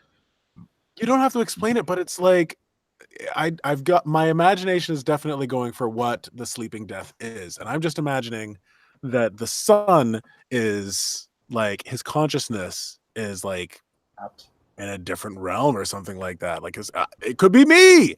I could be the sleeping son. You know, Man, let me write that down. I'll talk Sleeping Sun is about it Justin. on my next And episode. for a future game, I'll just play Justin James. Oh, It's like, Oh, So- but you'll never, For you can never. the- You don't have chops. You don't have the acting chops to do that. I play don't. I yourself? definitely don't. No, it's. I can't. Damn near. I could never be myself. No. You could play Same me. here. You guys could I- both do it. Oh, yeah. I could never be Chris Viseau. I could do Justin probably. I could probably do Chris too. Yeah, you could do Chris. I think. Yeah. Yeah, you could do. We could No. do- Yeah. I don't want you to do me. But could you act like? probably do you. No. I could Could you probably. act like me? It'd probably happen. I could probably do you, Justin. Yeah. Yeah. Thank you. Yeah. Thank Yeah. you. It's Thank you. reciprocated. Thank you. It's reciprocated. Hey, you know what? Hey, you know what? The other day I was driving in traffic on 401. Traffic on the You just, hey, you know what? This is Cool FM Radio 99.2. And you're just copying everything I do. Why do I even have you on as a guest? You just copy me. I don't. Cool FM Reverb. 99.2. Reverb. Reverb. Slow brain. All right. Well, that's it from me. I'm going to go upstairs and grab a bottle of wine, but I will be right back. You're not a glass. This is- A whole bottle. You know what? Yeah, not a glass. I love the dedication. I'm gonna go for a yeah, I'll just have a how about a small bottle of wine? Oh, it's an empty bottle. I'll Oh, just hold it around. It just needs a shiv. Shiv Shiv? or sieve? I don't know. I don't know. I'm back to you with like I mentioned to the other guys here. I'm still trying to finish this sweet whiskey that my sister got me for You know, Christmas you don't have to finish two years ago. I have to. But we could have a really interesting ending that way. Well, I know I do. Oh, you I'm- mean if I don't finish it? No, if you do finish it. I mean, how many? Oh, I'm how many going are to. you down now? I'm going to finish it tonight. Oh, that's This not is so only- much. It's only one. Oh, it doesn't look like that much. That's probably like another glass and a half at least. Probably 2 ounces or something, 3 ounces. Straight rye. I mean, whatever, Mm. right? Guess what I'm drinking? What do you, our wine? Rosé Jose. Now, with that being said, if anybody else is on the stream on Discord tonight, having a drink with us, it is a Wednesday night, so I understand if people aren't. And yes, some of us might have a problem or two. But I'd love to see some photos of what you're drinking tonight. So You know what? Yes. I forgot about this game. I really liked when we had the the beers. the community come up with intrusions. They came up with the cool intrusions. They also came up with good ciphers. So for the next half of the game, can I ask all those who are watching us to actually come up with some intrusions, and I will make their lives a little bit more difficult. And then we can, I want to see some of those things. So if you have some intrusions, post them up there in the Discord, and I'll try to catch them. I got an idea to add to that. Okay. Mm. I think you should do two different things that the community can give. One is going to be that they have to spend XP to do. The other one is they're going to be able to gain XP by offering. And if you use the idea, they're going to gain XP. No, What do you we're think? not No? doing that because we used to do that, and we ran into problems with our exponential growth of XP, and then they weren't worth anything, so we had to We scale it flooded. back. We flooded the market. Right. Yeah. That was. Oh, But yes, I if love that you, picture, Megan. That's great. Want your experience points used, then tonight's a good night to use them on GM Intrusion. You know what's nicest about Miss Deadly's picture? That Is that you're you- in it. You're in the That background. thing in the background. That's actually a really good. I think that's me actually. It's a little blurry. yeah. No, you're right. You're right. It's definitely Tone you. of skin is That's- definitely You Justin. guys see me holding my microphone? Yeah. No. That's Justin scratching his chin. That's funny because my picture of I have a myself very long chin. holding the microphone, like you can't see it in my screen, so I assume you guys can't see it. But the whole time I've just been, so I might as well hold it up here. You might as well hold it. I think I might hold mine. How would I do that? I feel like a crooner. And now the end is near. And Oh, is so that what's? Are these spoilers? the final curtain. Gonna be a Ready? curtain in this for We're ready us? to go back? Are we I'm ready to back? go back. Yeah. Let's Going do this. back. Let's get back into the action. Find- Numenera. Bum, bum, Good. bum. So you Take guys it are away, at this Chris. crossroads, and Moash takes out a coin and he gestures to Blork and he says, "Well, what does he say, Moash?" Shall we flip for it? I think those are the words. Now, Blork, I'm going to interject here and say that your tracking makes you feel like that seems like an arbitrary thing to do. Like there could be more to it here. That's right. In fact, Are that's you- exactly what I was going to say. Thanks, man in the sky. Are you interjecting or are you intruding here, Chris? No intrusion yet, but they're No coming. intrusion. Be ready. Interjection. I appreciate you interjecting there, Game Master. Who are I you say to talking myself out loud. Well, Moash, there's always a voice in my head, you know. In fact, it's not so much in my head as it's in both ears. My point is, I feel like there's more to this decision than just flipping a coin. In fact, I've got many years' experience following and tracking. So you're going to So roll I a think- dice. I think instead I'm going to roll a die. And therefore I rolled a D20 and I got a 12, not the 8, which I accidentally stuck in there, Chris. You notice that one way looks more worn than the other way. You notice that to your right, it looks like there has been more traffic. Take a look over here. And I point to the right path. You can see that there's definitely been some more traffic. I feel that we should probably go towards where there's more traffic, seeing as how we're trying to track a horde of bandits. Yeah, that's a good point. I forgot our actual purpose here. The coin wasn't such a good call. Yeah. No harm, Let's. no foul. No. But I kind of lost sight of things there. To your All left, right. though, you do notice that there's more of an opening. It looks like the tree is thin enough that it's easier to travel through. Now the footprints are there footprints there? Boots. To your left, Yeah, to the right, I think. to the right, This there appears to be. You said tracks, but Yeah, I said it It looks more trampled. Yeah, I'd say there's some. It looks like people have been walking here, not too distant past. Excellent. if they're bandits, then they're probably gonna have a lookout. So keep an eye out. I say as I start making my way to the right. Good thinking. And I pull out my mockery of a razor ring. And My- as you My cheap. walk to the right, that path does curve into the forest, and it starts going deeper and deeper. And you notice that the trees are peculiar. At first, they seem like any other tree, any other foliage, but you realize now you're having a hard time focusing on the trees, as if they're unclear, as if there's a fog or a haze around them. It's just hard for you to focus, and it makes you feel a little queasy, a little uncomfortable. Maybe this is what he was talking about. Riverend. Riverend? Riverend, when he was saying there are places in the forest that can make you feel like you're lost. I feel like we should be very careful about where we step in here. You hear Yeah. a buzzing in the air over top of you, and you see some of the leaves move. It was a distinct buzzing, an insect or something, but big enough to move the foliage. Careful now. Interesting. I ready myself for combat. Okay. Right? So I do have my razor ring in hand, my knockoff razor ring. And Like a knockoff razor scooter. yeah. And I'm just not necessarily ready to throw it, but well, I am. Yeah, I'm ready for battle. Just so you're aware. Okay.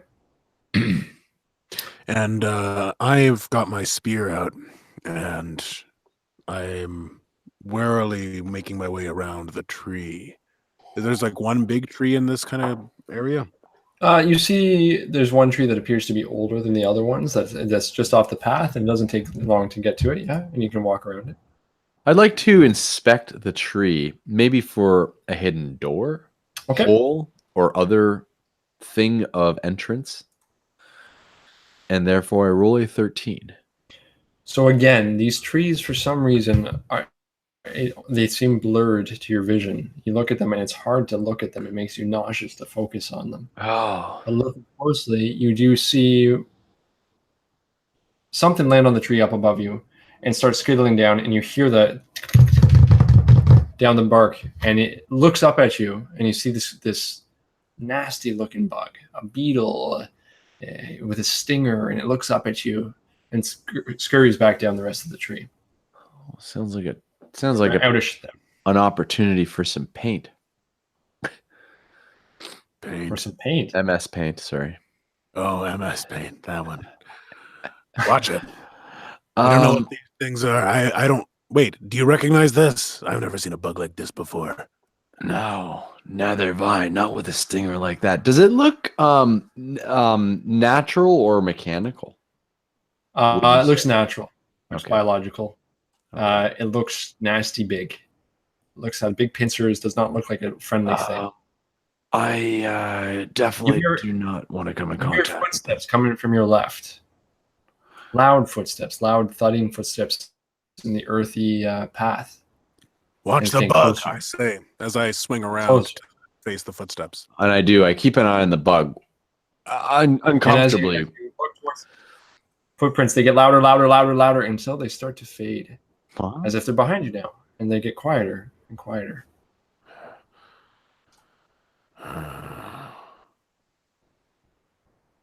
And you I look into the dirt to see if there's any tracks, Yeah. fresh tracks. Yep. Good You thinking. see tracks that come right towards you, go around you, and lead away from you. Is it like follow the Cheshire Cat tracks where like one foot is on either side of us and then it comes back around? No, they just seem like whatever it was, walked around you. Okay. I'm gonna follow the tracks. Okay. The tracks Come, lead. Lark. The tracks lead down the path, and eventually lead you back to the crossroads that you're at, and go into the field and disappear. Seems In long like grass. it seems like perhaps we're dealing with something that could be moving out of phase. Hold on. Is that a phase from Shadowrun? No, you can. Phase shifting is a thing that happens in this world. It's in Numenera, right? Okay. It's in a lot of different worlds, but yeah, phasing is something you might have knowledge of. We may be dealing with something that is moving out of phase here. Out of phase. Wouldn't that imply that it's in a different realm? Yes, It would make footprints somewhere else, though. absolutely. This is the thing that's concerning. For if we have to deal with beings that are out of phase, how are we going to get out of phase in order to deal with these bandits that are out of phase? It's an uncomfortable situation to be in. I reach into my pocket. I pull out that ice heart, and it has something to do with phasing too, right? Yeah, it turns. Described it you as if you go out of phase, and that if you touch anything while you're in this kind of half-phased state, it's like they're moving through jelly, and they're injured, they're hurt, burned, and it feels horrible for that person, almost like going through like an acid gel. Oh, I see. Okay, But So you are like kind of bandits. going half out of phase, right? You're not quite there, is how it Not describes. quite full phase. Gotcha. Well, it could be phasing. It could be they're using a cipher to render themselves visually invisible. Oh, that's so true. Maybe they're not. Maybe they're just invisible. Oh my And you hear god. footsteps again. Thud, thud, thud, thud, thud. I watched the footsteps and attack where the person may be standing. All right, so give me a roll. Okay. So in this case, I'm taking an unarmed swing, Okay, basically. it's like this big looping blow, right? Like a Yeah. So 11. You don't make contact with anything. You cut out. I don't make contact? You don't make contact. I'm sorry. It's my That's okay. internet's not doing so well. No, that's okay. But I don't make contact. Whatever it is, Moash, it's not in our presence. It's simply affecting the ground, but not the physical air. That's strange.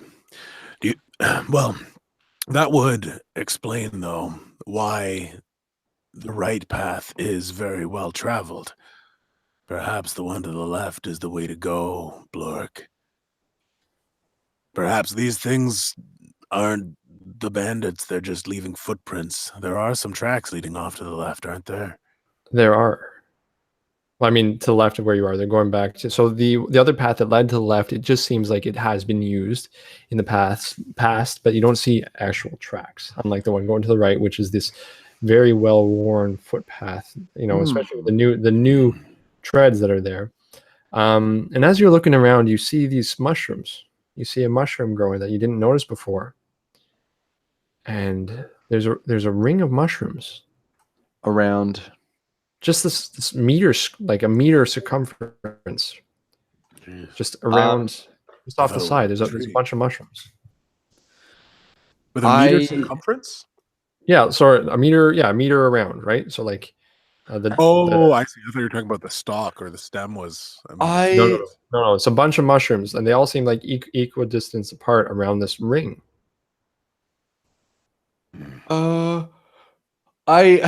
I'd like to eat one of the mushrooms. Whoa. You've probably got some tracker hunter skills or something for that. Yeah, you're a good point. Sure. Okay, I'd like to pick a mushroom and try and identify it. Okay, I'm gonna do an intrusion. Okay. Oh. Okay. As you bend down to pick the mushroom, you actually stagger a little bit, and you fall into the ring. Oh. Okay, and there will be repercussions to that. Or you can spend your 1 XP point, which you have right now, and don't get any XP. If you do take it, you get 2 XP, one for yourself and one to give it to Justin. Justin, I'm going to tell you my thinking here. I believe that this ring takes us into the world where the footprints are coming from. So I'm taking the intrusion. Am I right? Am I right, Chris? You're not right. You stumble into the circle. Good answer. Good answer. And you see. Okay, you get an XP though, Chris. I mean, Justin. No, I don't. Thank you. I give myself 6 XP. I'm giving you an XP, Chris. Oh my god. As the game master. So this is intrusion from Megan Dawn. Okay. Okay. You stumble into this, and as soon as you go through, you feel very weird. And you look outside of the circle, and all of a sudden, there's wispy smoke everywhere, and you see this creature, and he's running along the path, stepping in these bigger boots than they fit him, and he's walking up to where Molash is standing, and he walks up and walks around him and goes down the path. And not 30 seconds later, you hear the footsteps again, and the same creature is coming down the path to Justin and walking around. And he's got this strange grinning expression on his face. Now, Moash, you see your friend tumble into this ring of mushrooms and disappear out of sight. Hey, Blork. Blork, you can hear him. I call back, Moash! Moash, you hear nothing except for the footsteps. Moash! Look at the beast. Look at the little man. My god. Moash! He must have been eaten by these carnivorous mushrooms. I step outside of the circle. And you realize you can't. The fuck? You realize that something's holding you in here. Am I able to lift my feet? Yep. Then I'm able But it to seems walk, like and you're I'm like walking. as you try to get to the edge of the mushrooms, it seems like you can't go back through the barrier. Can I jump? You can try. 12 feet off the ground. I do. I attempt to leap. You run and jump into it like an invisible wall, and you tumble back, hitting your head off the back of the barrier, and sitting down in the ring of mushrooms again. Oh, Blork. All right. And I look at these mushrooms. You were looking at these, weren't you? And I'm going to do a intelligence roll to see if I can figure out what happened. You want to use any effort? Yeah, I'm going to use effort. Okay. I'm going to use that effort. All right, so this is a 1d20 that I roll. Okay, so a 10. And then the difficulty is lowered by 1. Okay. So you rolled a 10? Yeah. So you think that Blork has been eaten by this mushroom ring. He stumbled in and he's been devoured. He's no more. No! Moash. I'm Moash. Blork. Did I say Moash? No, I don't think you did. Okay. I don't remember. And meanwhile, I'm calling back, Moash, I'm okay. I'm right here. I will make sure that these mushrooms devour no one ever again. And I take my spear and I swing it across the mushrooms that are standing about, like 4 inches tall, and I try to slash them. Okay, so good. Blork, you're going to have to roll for me to avoid getting your ankles cut. Oh my God. I knew that was going to happen. Sorry, Aiden. Perfect 20. Okay. I jump. So you jump at the perfect moment. In fact, you jump at the perfect moment as that little creature is stumbling by.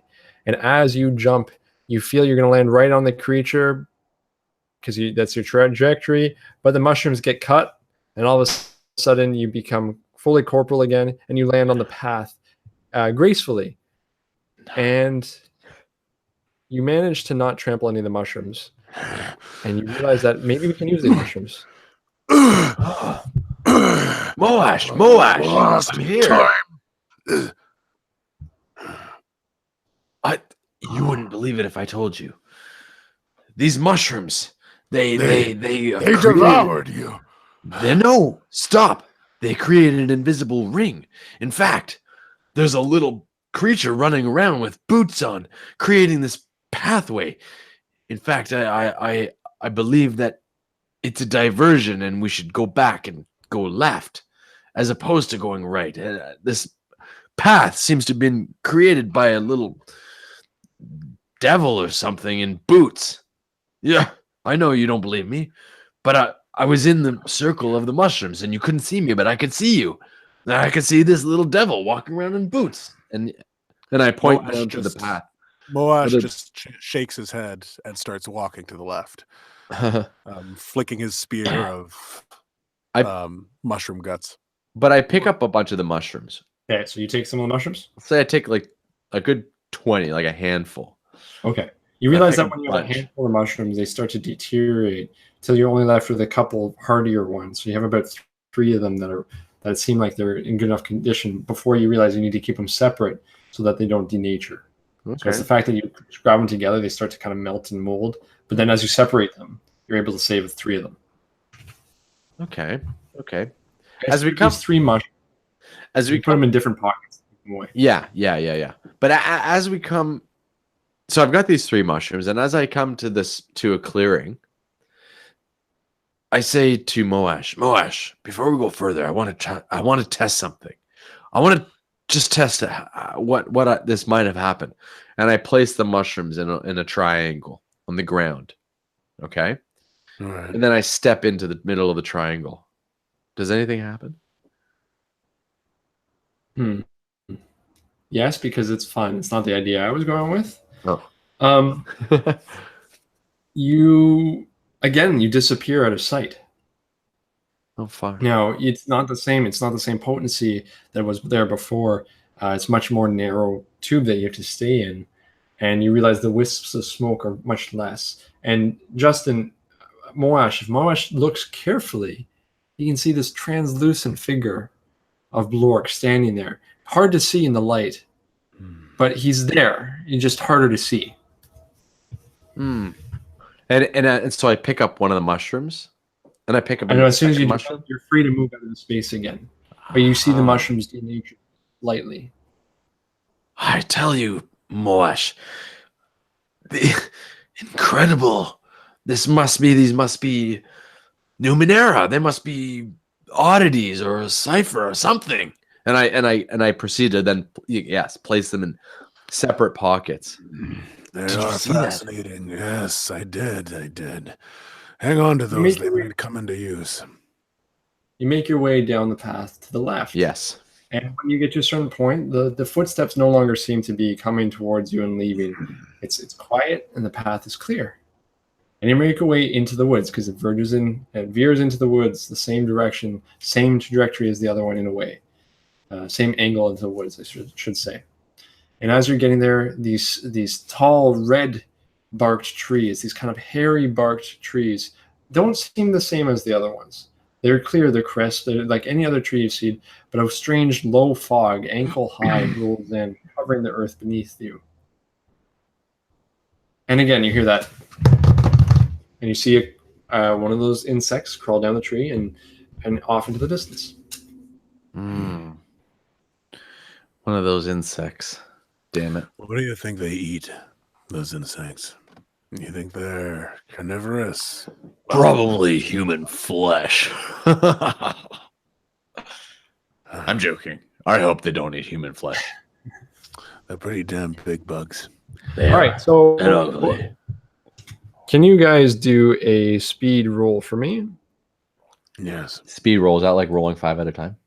No, you're rolling as quickly as you can. Yeah. Roll 2. 1d20 and tell me what you got. 2. Oh, natural one. Oh, wow. Natural 2. Okay, so Alex, one of the insects falls on your head, and then another, and then another. Justin, you panic because the same thing's happening. You fall on the ground as a whole bunch of them come and grab you, pincing you on all sides, and they start pulling you away from where Blorick was standing towards this very large tree, just under the height of the fog. No! I'm And you, struggling. Blorick, you no longer see Moash. You see the fog rolling and swooping around where he used to be as you hear the scream of him get further and further away from you. Now, the bite on you is stinging and hurting. No! This kind of piercing, like hot as it hurts. And you see the fog roll and you hear Moash screaming as he's being pulled away. No, I say, and I grab the one off my head and I throw it onto the ground and I stomp on it, and it squashes it. Okay. Does it? That's fine. What do you do, Moash? You're being carried away from your friend towards this big tree with an opening. You know what? At first, I'm struggling. But I've been in situations like this before where everything seemed lost, like I had lost complete control. And I take a breath and I try to curl into a ball. I pull in my knees and I wrap my arms around it and I try to knock the bugs against each other as I'm assuming this form. So I'm going to do a strength roll. Okay. Bug knocker. Knocking the bugs. Essentially, I'm going into the fetal position. Oh, and that's a 2. Okay, I get so to minor spend effect. the experience point. Can Do we- I do that? Yeah, Can we you roll? can. All right. Doing that. Oh, and that's a natural 20. Oh, wow. And a major effect. When Okay. from a 1 to a 20. That's Underneath the power of the the RPG. Sorry. You see these bugs around you, and you're able to get into this fetal position and shift your weight so as to get out of the grasp of the bugs. Is that? Am I saying that? Essentially, yeah, because I figure they're kind of carrying me like, just like I'm laying out. I've got all my limbs out. They've got their pincers around me, but I can still, control my arms and stuff. And they scatter away except for one that looks up at you. And you hear a voice in your head. It says, "You are far superior than we are." You can talk telepathically. I can't do that. What would you have me do?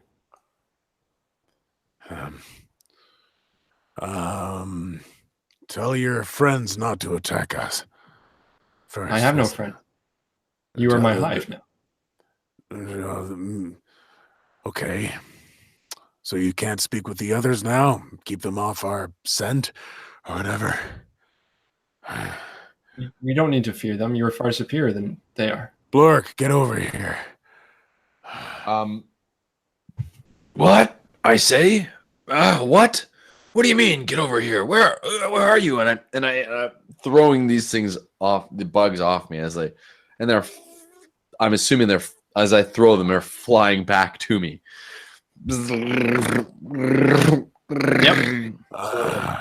I don't fear them. I just don't want to destroy them. I can squash you like bugs if I wanted to. I'm trying to squash them. They're too brutal. Not you, Blork. What would you have me do? Are there other humans in the forest? Answer that question. Other creatures like me? There is one other creature like you The one over there. that I have seen. We need a guide through the forest. Would you like me to take you to that creature? Are you talking to a bug, I'm Justin? talking to a bug, yes, Blork. One of these creatures. You're talking to them. Tell them to stop getting on. Tell them to get off me. I did. This is frustrating. Seems they don't want that. No, If don't you lead don't me to want the them other around, one. Perhaps we should get away from the fog. They only like to be around when they can be hidden. In this side of the forest, it's often the fog. In that side, it's the trees that hide us. All right, take us out of the fog. Blork, come on. And the creature crawls up on you. He says, "Let me guide you." And you can feel him pinch your shoulder as if to gesture you forward. And you start to move forward, I imagine, following his direction. And soon enough, the fog dissipates as you get to higher ground. Just He like you says- squeeze your legs on a horse? Yeah, I guess so. Okay. And it's kind of like Ratatouille type thing. Which would you like me to take you to the creature like you? By a creature like me, you're not talking about that other one that's followed us out of the fog, right? And I throw The one and I behind throw you? the bug off me. Yeah, you're not talking about that one, right? No, I'm talking about a superior creature. A creature like you, not a lesser being. I'm sorry, can I stop you for a second? What kind of creature is on Justin? Is it the bugs that we just threw off? Yeah, we're talking about like a tennis ball size beetle-y, pincery with a hornet's like tail, Right, but this one That's- speaks. Just the one? creepy crawly thing. And he doesn't talk out loud. It's telepathically communicating. You can't hear this Blork. Okay, but only Justin can. This is a major effect that happened From a natural because 20. the suggestion by one of the broodlings, but also because of the fact that he was so successful. He Right. he impressed this one creature enough to forget its own hive and kind of latch on, kind of imprint on Justin. Okay. Thank you very much for the explanation. Because that's the type of thing that goes down in the night. Yeah, absolutely. Moash, what the hell is going on here? Why are you walking around talking to yourself? It's saying that it'll take us to someone superior to us. You've got one on your Someone- shoulder. I say. I know. And I go to swipe it off. Hey, stop that. Listen to me. It's talking to me in my head. It's saying that it'll take us to someone like us. Another human, maybe, but superior to us. I know that sounds crazy, but I also know it's not crazy. So he's going to take us to others of our kind? That's what it said. I mean, what have we got to lose, really? Maybe Really? it'll be the bandits. Absolutely. Take us there, little oglop. I love it. Have you ever noticed, Moash, how similar our voices are? It's like No, I never have. it's almost as if we were brothers. long No, ago. it couldn't be. I was separated from my family many years ago when I was Funny. a child. I never met my brothers. Couldn't be you, though. Funny. We had a brother that was separated from us many years ago, but it couldn't have been you. Of course not. Are All you right. done talking with the lesser being? Shall I lead you on the way? Yeah. I'm done talking with it. Let's go. Oh, okay.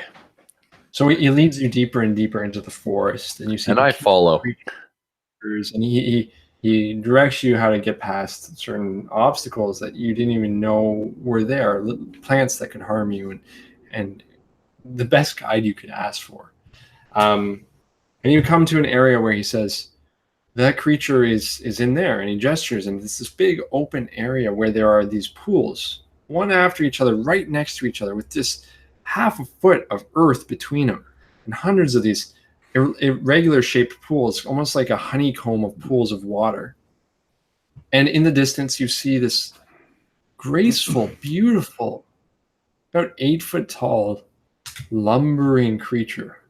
And this creature has these long wooden-like tendrils that are coming down into the pools and walking from one pool to another. These long root-like systems dip into the pool, and it steps from one area to the other. And a tendril from where its face looks like it is reaches down and scoops up some grass and foliage growing at the edge of the pools and eats it. And it keeps moving on, and it makes this kind of ominous humming as it moves through the area, very, very gracefully, beautifully. He says, the creature talking to you, Justin, says, I won't last too much longer. I can feel my life wasting away. Is there anything else I can do to serve you? Well, don't die on my account. Go What's back that? and find the fog. What? Quiet. Oh, we I say to Moash, because he Just says, quiet. "Don't die on my account." The creature's speaking to me. We're having a Oh, moment. sorry. And the creature Go says, find the fog. Live the rest of your our life. lives are very short. We're not as superior as you are. We live for a few moments to bring food back to our hive, and then we die off. And the superior being in the hive, the lesser being to you, makes more of us. It's a simple arrangement. But the creature you were looking for is not much further from here. Continue on, and I'm sure you'll find him. That's not this being here. No, but This massive creature. that is a harmless thing. It's just interested in eating this grass that grows at these pools. Meanwhile, I do not hear this beetle bug talking, and I'm in awe at this massive walking mantis, I guess tree mantis thing. Yeah, it's like, if I were to describe it, it's like it's got silky like skin. It looks smooth and velvety, and it's got these long appendages that are holding it up, and it's gracefully grabbing with these tendrils the grasses that grow and grazing and eating and lumbering in this slow, graceful manner. I'm kind of picturing like a giant beetle elephant type thing. Think less bug-like. Think more like an elephant, or but more muscular. Like, it's not like a loose-skinned creature, but No. definitely some grazing animal that has almost like chitin. almost like a plant nature to it. The way it moves so slowly and purposefully, and appendages going into the water. Like a sloth, like a big Yeah, wooden. exactly. Cool.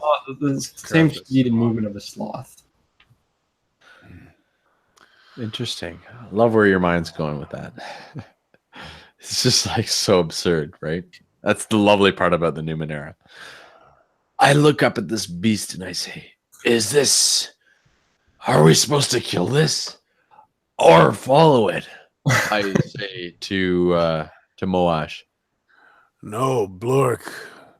This isn't the creature. This is not the superior being. Listen, Superior being. creature who I have taken to calling Oglop. Oglop. In my culture, we have a tradition that when one of ours passes on, they're given a burial with meaning and they are remembered. I would like to give you such treatment when you pass on. And waste my sustenance? You should eat my body. What? I think he's talking to me. You would like me to eat you? So I'm not wasted. What? So that the hive and the superior being can live stronger. If that is what you wish, I don't wish anything. I continue to say. I'm still talking. If I'm not looking at you and making eye contact with you, Blork, you can assume that I'm speaking with the bug. All right. I'm sorry. I'm sorry. And I continue on, and I. My games are a little bit, selfish. They just go into this like. And Blork goes. Imagine Wonderland, but I just like, this is fun. Blork goes and he collects like these long grasses and he watches this creature go from pond to pond and eat grass, and he collects a big bundle of grass and he holds it up to the creature as Justin and the beetle are having the conversation, which I'm unaware of. Naive too. So this is where the creature lumbering gracefully around, turns itself towards you, pivoting on those long, root-like appendages in the water, and it turns towards you and sees and it starts making a slow way towards you. And as it comes towards you, you look ahead a few ponds where it's going to make its way, take its steps. You see that it's blackened. A couple of ponds actually appear to be sickly and stagnant, and it's now making its way towards you and right into the path of those ponds. Now, the creature on your shoulder, Justin, it's growing weak and weary, and you can see feel the connection wavering and stopping. And you only have this sense of well wish, as if it wants only the best for you, as it slowly withers and the voice quiets, and then stillness. And I hold the bug, and there's the sound of like chattering birds and creatures all around, and the creaking of this giant creature behind me as I'm just looking at this bug. It's a very tender moment, and I'm picturing, this might not be what actually happens, but I'm picturing the giant like mantis like grabbing onto Blork, but like getting his arm as well, like pulling him off the ground. It's like just like flinging him around in the background, like while I'm like having this tender moment with a bug. Okay. Yeah, so It's it like wraps around to eat the plant, and it just kind of like shakes it off. and almost in a comedic cartoonish way, it does. I hold onto the grass for way too long, and it flings me around, and I fly into the woods, and I get up, and there's grass sticking out of my hair, and I'm like, "Oh, nothing happened." That was so. I like the grass. Eventually you make your way back, or you gonna hang out there? I come back towards you, and I say, Oh, that thing eats grass. Creature, like I said, was making its way towards you, and there were these stagnant ponds, these blackened ponds that reeked, and it were they like stagnant as it stepped in it? It stepped in it, and it was still. It was almost like it was going into this, like an oil or something. And it reached in and it grabbed you and ate the stuff. But as you look back at the creature, you notice that arm that was in there is starting to writhe. That stem, those roots are starting to writhe. And the creature looks in an inhumane way, worried and scared, and looks up to you and makes that same ominous noise, but it makes it in a way it's almost asking for help.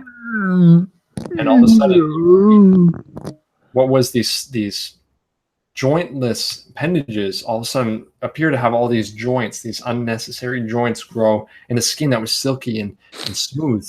It starts to boil and pus and these blisters start forming all over it, and this beautiful creature is being transformed before your eyes. And it starts writhing and shaking, and this smooth movements is now this visceral movement as it looks at you And the noise it makes is no longer this beautiful sound, this smooth, low, mellow tone. It's this high-pitched, screaming noise, and it starts to shamble towards you, and it looks visceral and nasty as it makes its way towards you. And so I grab another mound of grass, and without even considering it, I run past it and towards where it had come from. Okay, not where the swampy septic swamps are. Okay, you're gonna have to try to be dexterous about this, because we only have like a narrow 6 inches between the pools, right? This honeycomb type pool system, and odd shaped pools, but they all meet each other with just these borders between it, and you're making your way across. Obviously, careful not to put yourself in. But this creature has stepped in these pools, and that's kind of what's causing it pain and harm. It's now transformed into this disgusting mass of flesh and the jointed limbs that now come from it, and it's like it's convulsing the way it moves now. What was graceful and smooth is now painful and full of rage as it convulses and making its way towards you. Just so I'm in your mind seeing what you're seeing, is it the pool that's created this, or has this created the pool? The pool was there. It stepped into it to reach for the grass, and now it seems to be affected by that black tar. Remind me again, what does the moss glove do? The moss glove allows you to communicate more like a psyllium network between like organic matter around you, so you can communicate almost telepathically with like flora. Right. Okay. So no, instead of grabbing the grass and running, I grab the grass and I put the glove on. And as I put the glove on, I reach out and I speak to the creature, and I say, "Step out of the septic pond." We'll say you touch the mossy ground beneath you to make that connection to the floor that you need to do when that glove is on. Right. And try to reach out. You're just standing on it, but okay. Yeah, I do touch the ground then. And it feels like your consciousness just expands. You feel everything around you. You feel the trees blowing in the wind. You even feel the creatures walking across the moss. And then it makes contact with that creature. And it's just painful, and this fear covers you, and it's like a gibbering mass. You can't communicate with it. And I'm going to actually have you roll to not take my intellect damage. I need to roll? Yep. 18. 8. You managed to motherfucker. What? You managed to take the glove off in time and realize this thing has gone insane from the pain it's feeling, and all you felt was rage, and it's going to come and try to get you and pull you into one of those black pools. Interesting. So we're going to go into kind of a round. So I'm going to have Justin, you can go next, as this creature is shambling towards I want to say Blorak, but Blork. And it's just a split second before my adrenaline kicks in and I jump into action. But I think about the beauty of the creature. And for a second, I have this pang of regret seeing it make this transition into such an abysmal beast. And then I remember that the universe is a cold and uncaring place, and our efforts are futile at best to prevent bad things like this from happening. So with that, I take a bite of the dead bug's head, throw it on the ground, and with my spear, I charge forwards and try to grab Blork out of the way. Okay, I'll have you roll. Now I'm going to give you an advantage. When you ate the head of the bug, you were filled with this like adrenaline that you've never felt before. Your heart's pounding in your chest. You feel stronger than you've ever felt. Just Well, it don't was say like- visceral. You said it was like golf ball size, right? No, I said Or like tennis ball. Oh, I could fit that in my mouth. So At least the head. At least the head. well, I'm kind of just chewing on it. There's this like bug kind of like half sticking out of my mouth as I'm chewing, and there's like this black eye core just oozing down as I'm like running into battle. Yep. And so I get an advantage to What that. did you That's call him? cool. What did you call him? Oglop. Or Oglop. Yeah, so you get an advantage. So I'm going to lower whatever you do by a level. Sick. Okay, and the advantage translates into me moving like a little bit faster. My reflexes are just on point. Oh, I got a 6. Okay, I'll say you're just trying to move from the to the close the distance. I'm trying to close the distance. I was trying to grab Blork and get him out of the way, but Okay, you managed to make it to Blork, no problem. You're skipping across the water, no problem. And you get there and you push him aside, so he's behind you now, and you have your spear out. yeah. Ugh. Creature, Be careful! It's enraged, I say. it reaches Yeah, I can see that. towards you and swipes to try to grab you. So make a roll, Moash.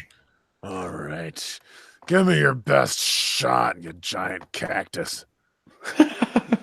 All right, I got an 11. Now, can I use a point to up that? Like, make that a 12? Is that how that works? Yep, let's say you can. Yep, you definitely Okay. can. All right, so I use one of my might points to make it a 12. Okay. So you manage to actually, it reaches its tendril, now filled with all these limbs that bend at weird angles, and it reaches to sweep around it, and you actually grab it, and you're now battling with this grappling creature as it tries to wrap around you. Okay. Move, Blork, move! What are you going to do? Blork. Me? Sorry. Yeah. I move. I dive so and tumble roll. So you try to get away? Absolutely. Okay, so I'm not going to make you roll for that. You're just going to get away. It's okay. You have to roll because you're moving across the ponds, right? I haven't gone across the ponds. I'm still in front of the ponds. Remember, Okay. I said I was going to, but then I stopped and I used the glove. So then we're going to say you're fine. So you make some more distance between you. I dodge and I pull out my razor ring after I dodge. Okay. Back to you, Wash.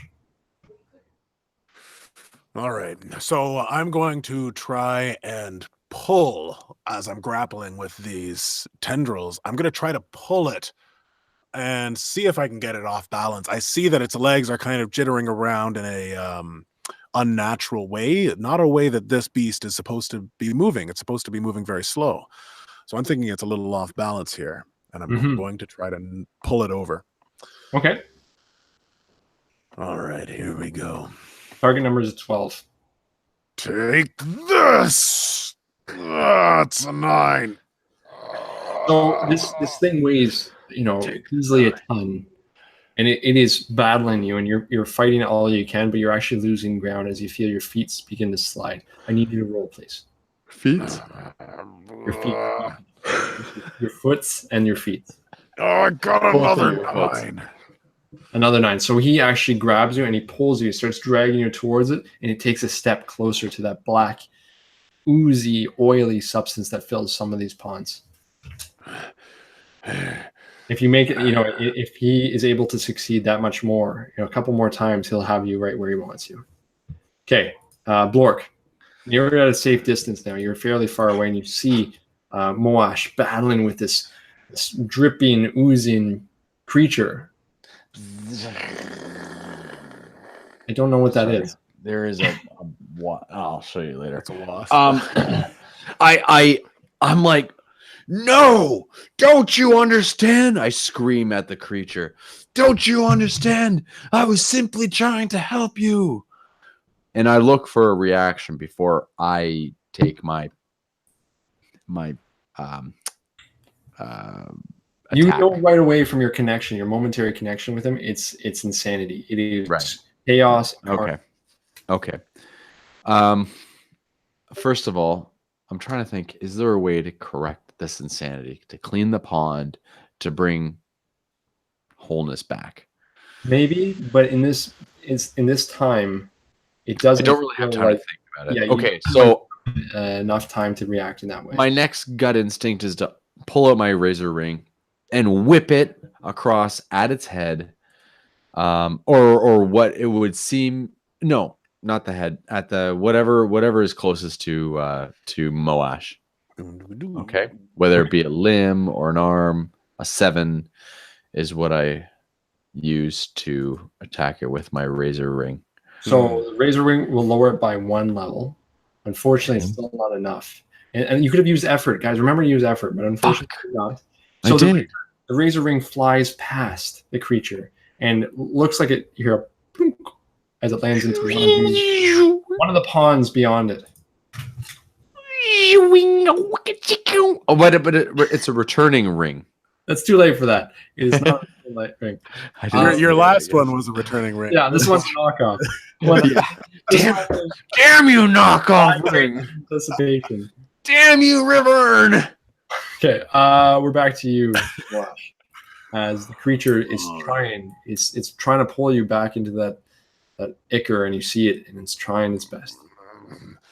Well, let's see how you like this, I say. And I reach into my jerkin pocket. Your jerkin pocket. I grasp onto the ice heart. And I squeeze it. How does it work again? Do I have to squeeze it to face? You squeeze it and it melts into your skin. And you feel it, and all of a sudden you feel the coolness rush over your body. And your grip starts to go as you see the tentacles start to pass through you. And the tentacle that was reaching around your spine also starts going through. And it's the weirdest sensation as you feel it, almost as if it's touching you can feel your organs shifting and moving, and it slides through, and the tentacle disintegrates and burns and falls into 2 pieces on the other side of you, as if it was burned through with acid. Can I just on one of the legs, just and charge through it? Yeah, you can actually try to charge at it. All right, perfect. I'm going to do that while I've got this effect. And you do, we'll say it takes 7 points of damage as a major. Okay, and I'm going to use speed because I don't know how long this thing lasts, so I'll use speed. Any effort? Yeah. Okay, so you lower it by 1 level, so you need a 9. All right, let's go. Natural 20. Okay, so you run at it, and as you run at it, you actually you take out its one leg, and it starts to teeter, and it falls into the pool, and instinct tells you and forces you, and you go into the pool with it, and your whole substance, your whole being actually dissolves into the water, and the water itself turns all acidy, and you see it dissolve and scream and writhe as the tentacles are going around. What a world, what a world. And you feel yourself come back as you can pull yourself out. What a world, what a world. And you pull yourself outside the pond, and you're dripping, and you feel completely drained, become exhausted. But the effects are over, and you feel completely corporal again. Wow. I'm sorry, I just have to note how you said that. And it starts to die. What a world, what a world. Oh, okay, it's that kind of dying. What a world, what a world. Just made a picture. I just like that it's the second Wizard of Oz reference. So yeah. Today. Oh, yeah, that's number great. 2. Number 2. We get some more. What a world, what a world, you know? I hope I die with a what a world situation. Do people do that these days? Oh, world, what a world. Sorry. Go on. Okay, we go on. So you pant at the side of this pond, and I run up and next to Justin, and you look not 2 ponds away is that dark blackness, and you realize that it's not actually just in one pond, it's many of the ponds, and they're all connected. And you look to the edge of this part of the forest where the ponds are all in this honeycomb shape, and you see that the blackness goes deep into the forest, and there's trees that are covered in it, and it seems to be creeping and moving very slowly and stretching out. But this is not the direction that the creature who sacrificed himself suggested. He was leading you away from this area towards a part of the forest that still seems vibrant and alive. Lark, where did they say the Oh, king gosh. went to look for a cure for his son? I don't believe he did. I don't believe they said where he went, but you might be right. If I'm thinking what you're thinking. I'm wondering if he came here looking for a cure, but Do you think we could skip over this honeycomb pond structure here and well, the reason I think about it find is the that king? this is a big problem. There's this pool of gunk that pretty much corrupts everything it touches, and it seems to be spreading. This can't be good for the Absolutely. kingdom. Did my moss glove for the glaive, did that disintegrate? No, you still have a few more uses out of it. 2 more. I'd like to put it on again. Let me try something. I say to Moash, and Can I put you, the glove on. I saw you whip that on earlier. Yes, but it didn't do quite what I wanted it to. And I get down on my hands and knees and I put my glove right on the ground next to the pond. And then I start almost chanting. And again, you feel your consciousness reach out and make connections to all the living things around you, all the living things in the forest. And you do get to that darkness, that area in the forest that is this creeping mass. There's nothing. It's as if the voices have been silenced of all the organisms and bacteria culture that live over there, and there's nothing. A void. But I guess, okay, here's where I'm going with this. Am I not able to reach out to something that's living? To the rest of the forest that is vibrant and living? Yes, you can. I'm gonna make you roll for this to see how far you can reach. Okay.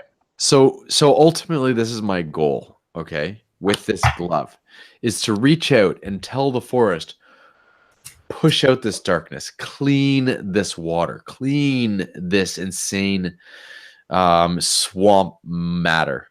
I'll tell you this right now. You won't be able to you can. It's kind of a one-way communication. Right? Well, yeah. You It's can not a send two-way. things, Yeah. but you can get information from the forest, but you It's can't. more of a request because and again, my mindset is that it's not helping the forest. It's not like the forest is like, oh, we want these. Oh, maybe they do. But as far as I can see, they don't want this negative energy here. So on my emotion is going to say positive energy, get rid of the negative energy. Is that simple enough? Yeah, you can try. You can try anything in Numenera. Am I going to have to roll a 20 here? I'm going to have to roll. Wait, I just a love fucking that resigned GM statement. Yeah, you can try. Even the I will let you You can try. throwing that dice on the table. But All right.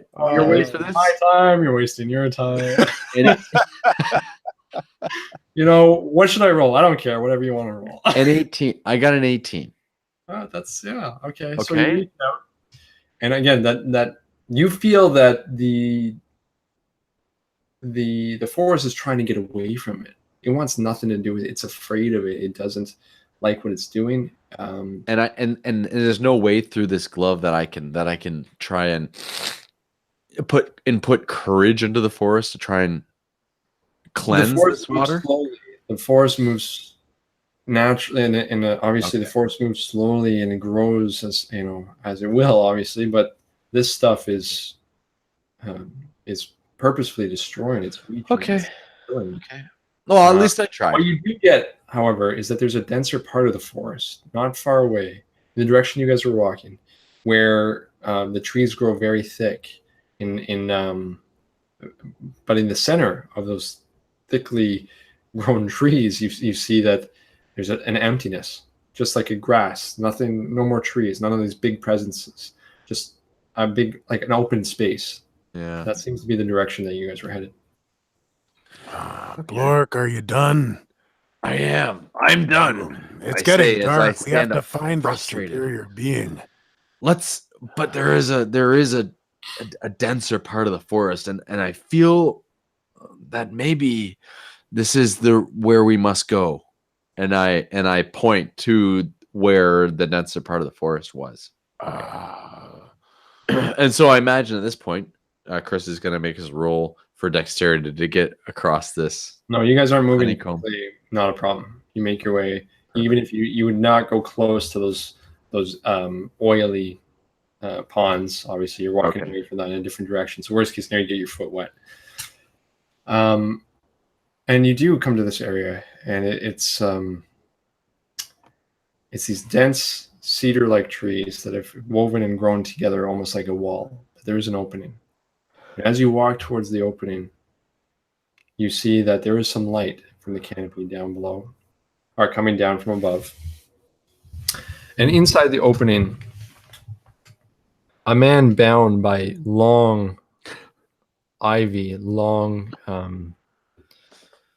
cord-like trees and different things reaching out in thorns, digging into his arms, kneels before you and lifts his head up. And you recognize it to be Rana, the king. Wow.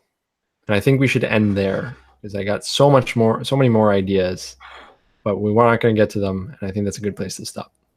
We found Rana the king. We found Rana the king. Do that again. Do the clapping one more time. Oh yeah. Oh yeah. Very nice, ladies and gentlemen.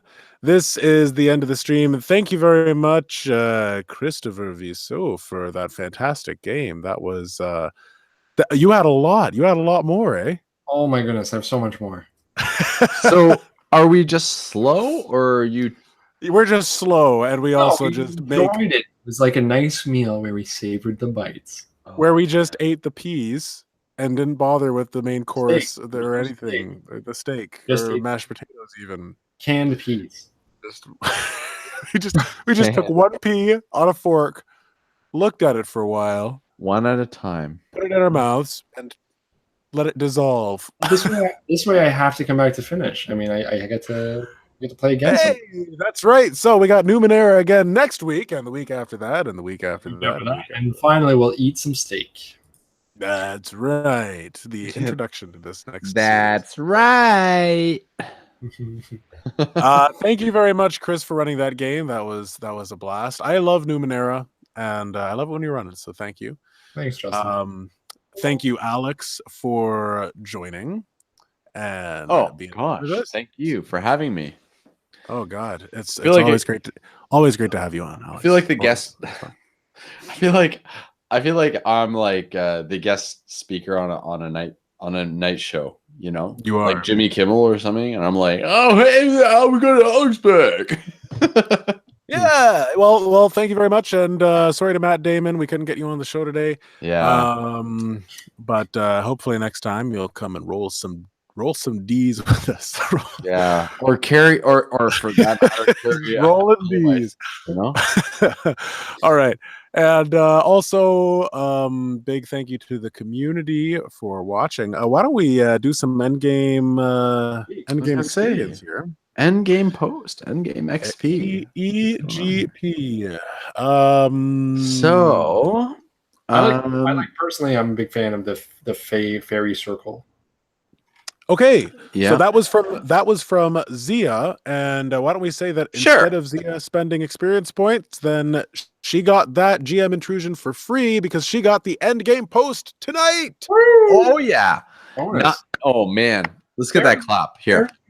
Fairy rings are so. Let's get the clap. It's like it screams Numenera. Like, do you know what they are? Like, they happen in real world. What? A fairy circle. Yeah. So what happens is a mushroom will send spores out. It goes a certain distance, and all of a sudden you'll come across in the forest a perfect circle of mushrooms. Really? Yeah. So I've been in the forest so many times, I've never seen that. Set all these mushrooms up, but it's actually just the distance the spores travel, and it's like this cool ring of mushrooms that happens naturally. I'm gonna look out for that. Because I don't think you notice it unless you're looking for I've it. never seen one in real life. I've just seen one on the internet. Maybe it's not real. You don't believe things. Like Oh, okay. Yeah. I was going to ask if you had them on the property. yeah, no, I do it. Well, the same thing happens with social media, really. I mean, you know, you get one spore that pops up and then a bunch of spores, Right. a bunch of mushrooms surrounding a perfect circle. Just kidding. Anyways. We need that laugh track. Or Yeah, somebody throw it in there. track. Oh, there it is. Hey, Well, Because congratulations. we lost your creature, your friend. I'm putting that one in. Oh, yeah, the creature. Your ape. I miss Oglop already, but Oglop was delicious, so I'm not sad. Also to Harlan, Speedy recovery. Feel better? yep, speedy recovery. Sorry you, Joe, couldn't make it tonight, but we wish you all the best in your recovery and hope to see you next week. Yeah. Yeah. There it is. There it is. So that's all I have to say for this night. Anything else you guys want to tack on? No. Thank Nope. you for. I mean, That was excellent. Sweet. Thank you very much, both of you, for the excellent game. That's Thanks, all guys. I have to tag on. going on that It creative was all mine. of imagination. Wonderful. I love it. I love being in your mind. That is it from us, and yeah, that's pretty much it. We're gonna close the show, the podcast, the Going back night to this to speaking. finish off. Maybe we To should. finish it off. We'll bookend it. We'll bookend it. Yeah, maybe we should Okay. end it the same way we started it. Well, exactly. That's the bookend, and we got some hugs coming up on the Discord. Very very nice, warm Discord hugs. Oh yeah, Lots of hugs. Lots Um, of Discord hugs. So very much appreciated. Let's just do a little bit of Just lullabies. and ASM R. ASM R. R. Just there we go. Just for your listening pleasure. Some relaxing mouth smacking noises. It feels so gross. Thank you very much. And as my great friend Chris always likes to say, We'll see you around the table. Oh yeah, that was really around it. Yeah. good night, everyone. Good night, everyone. Good night.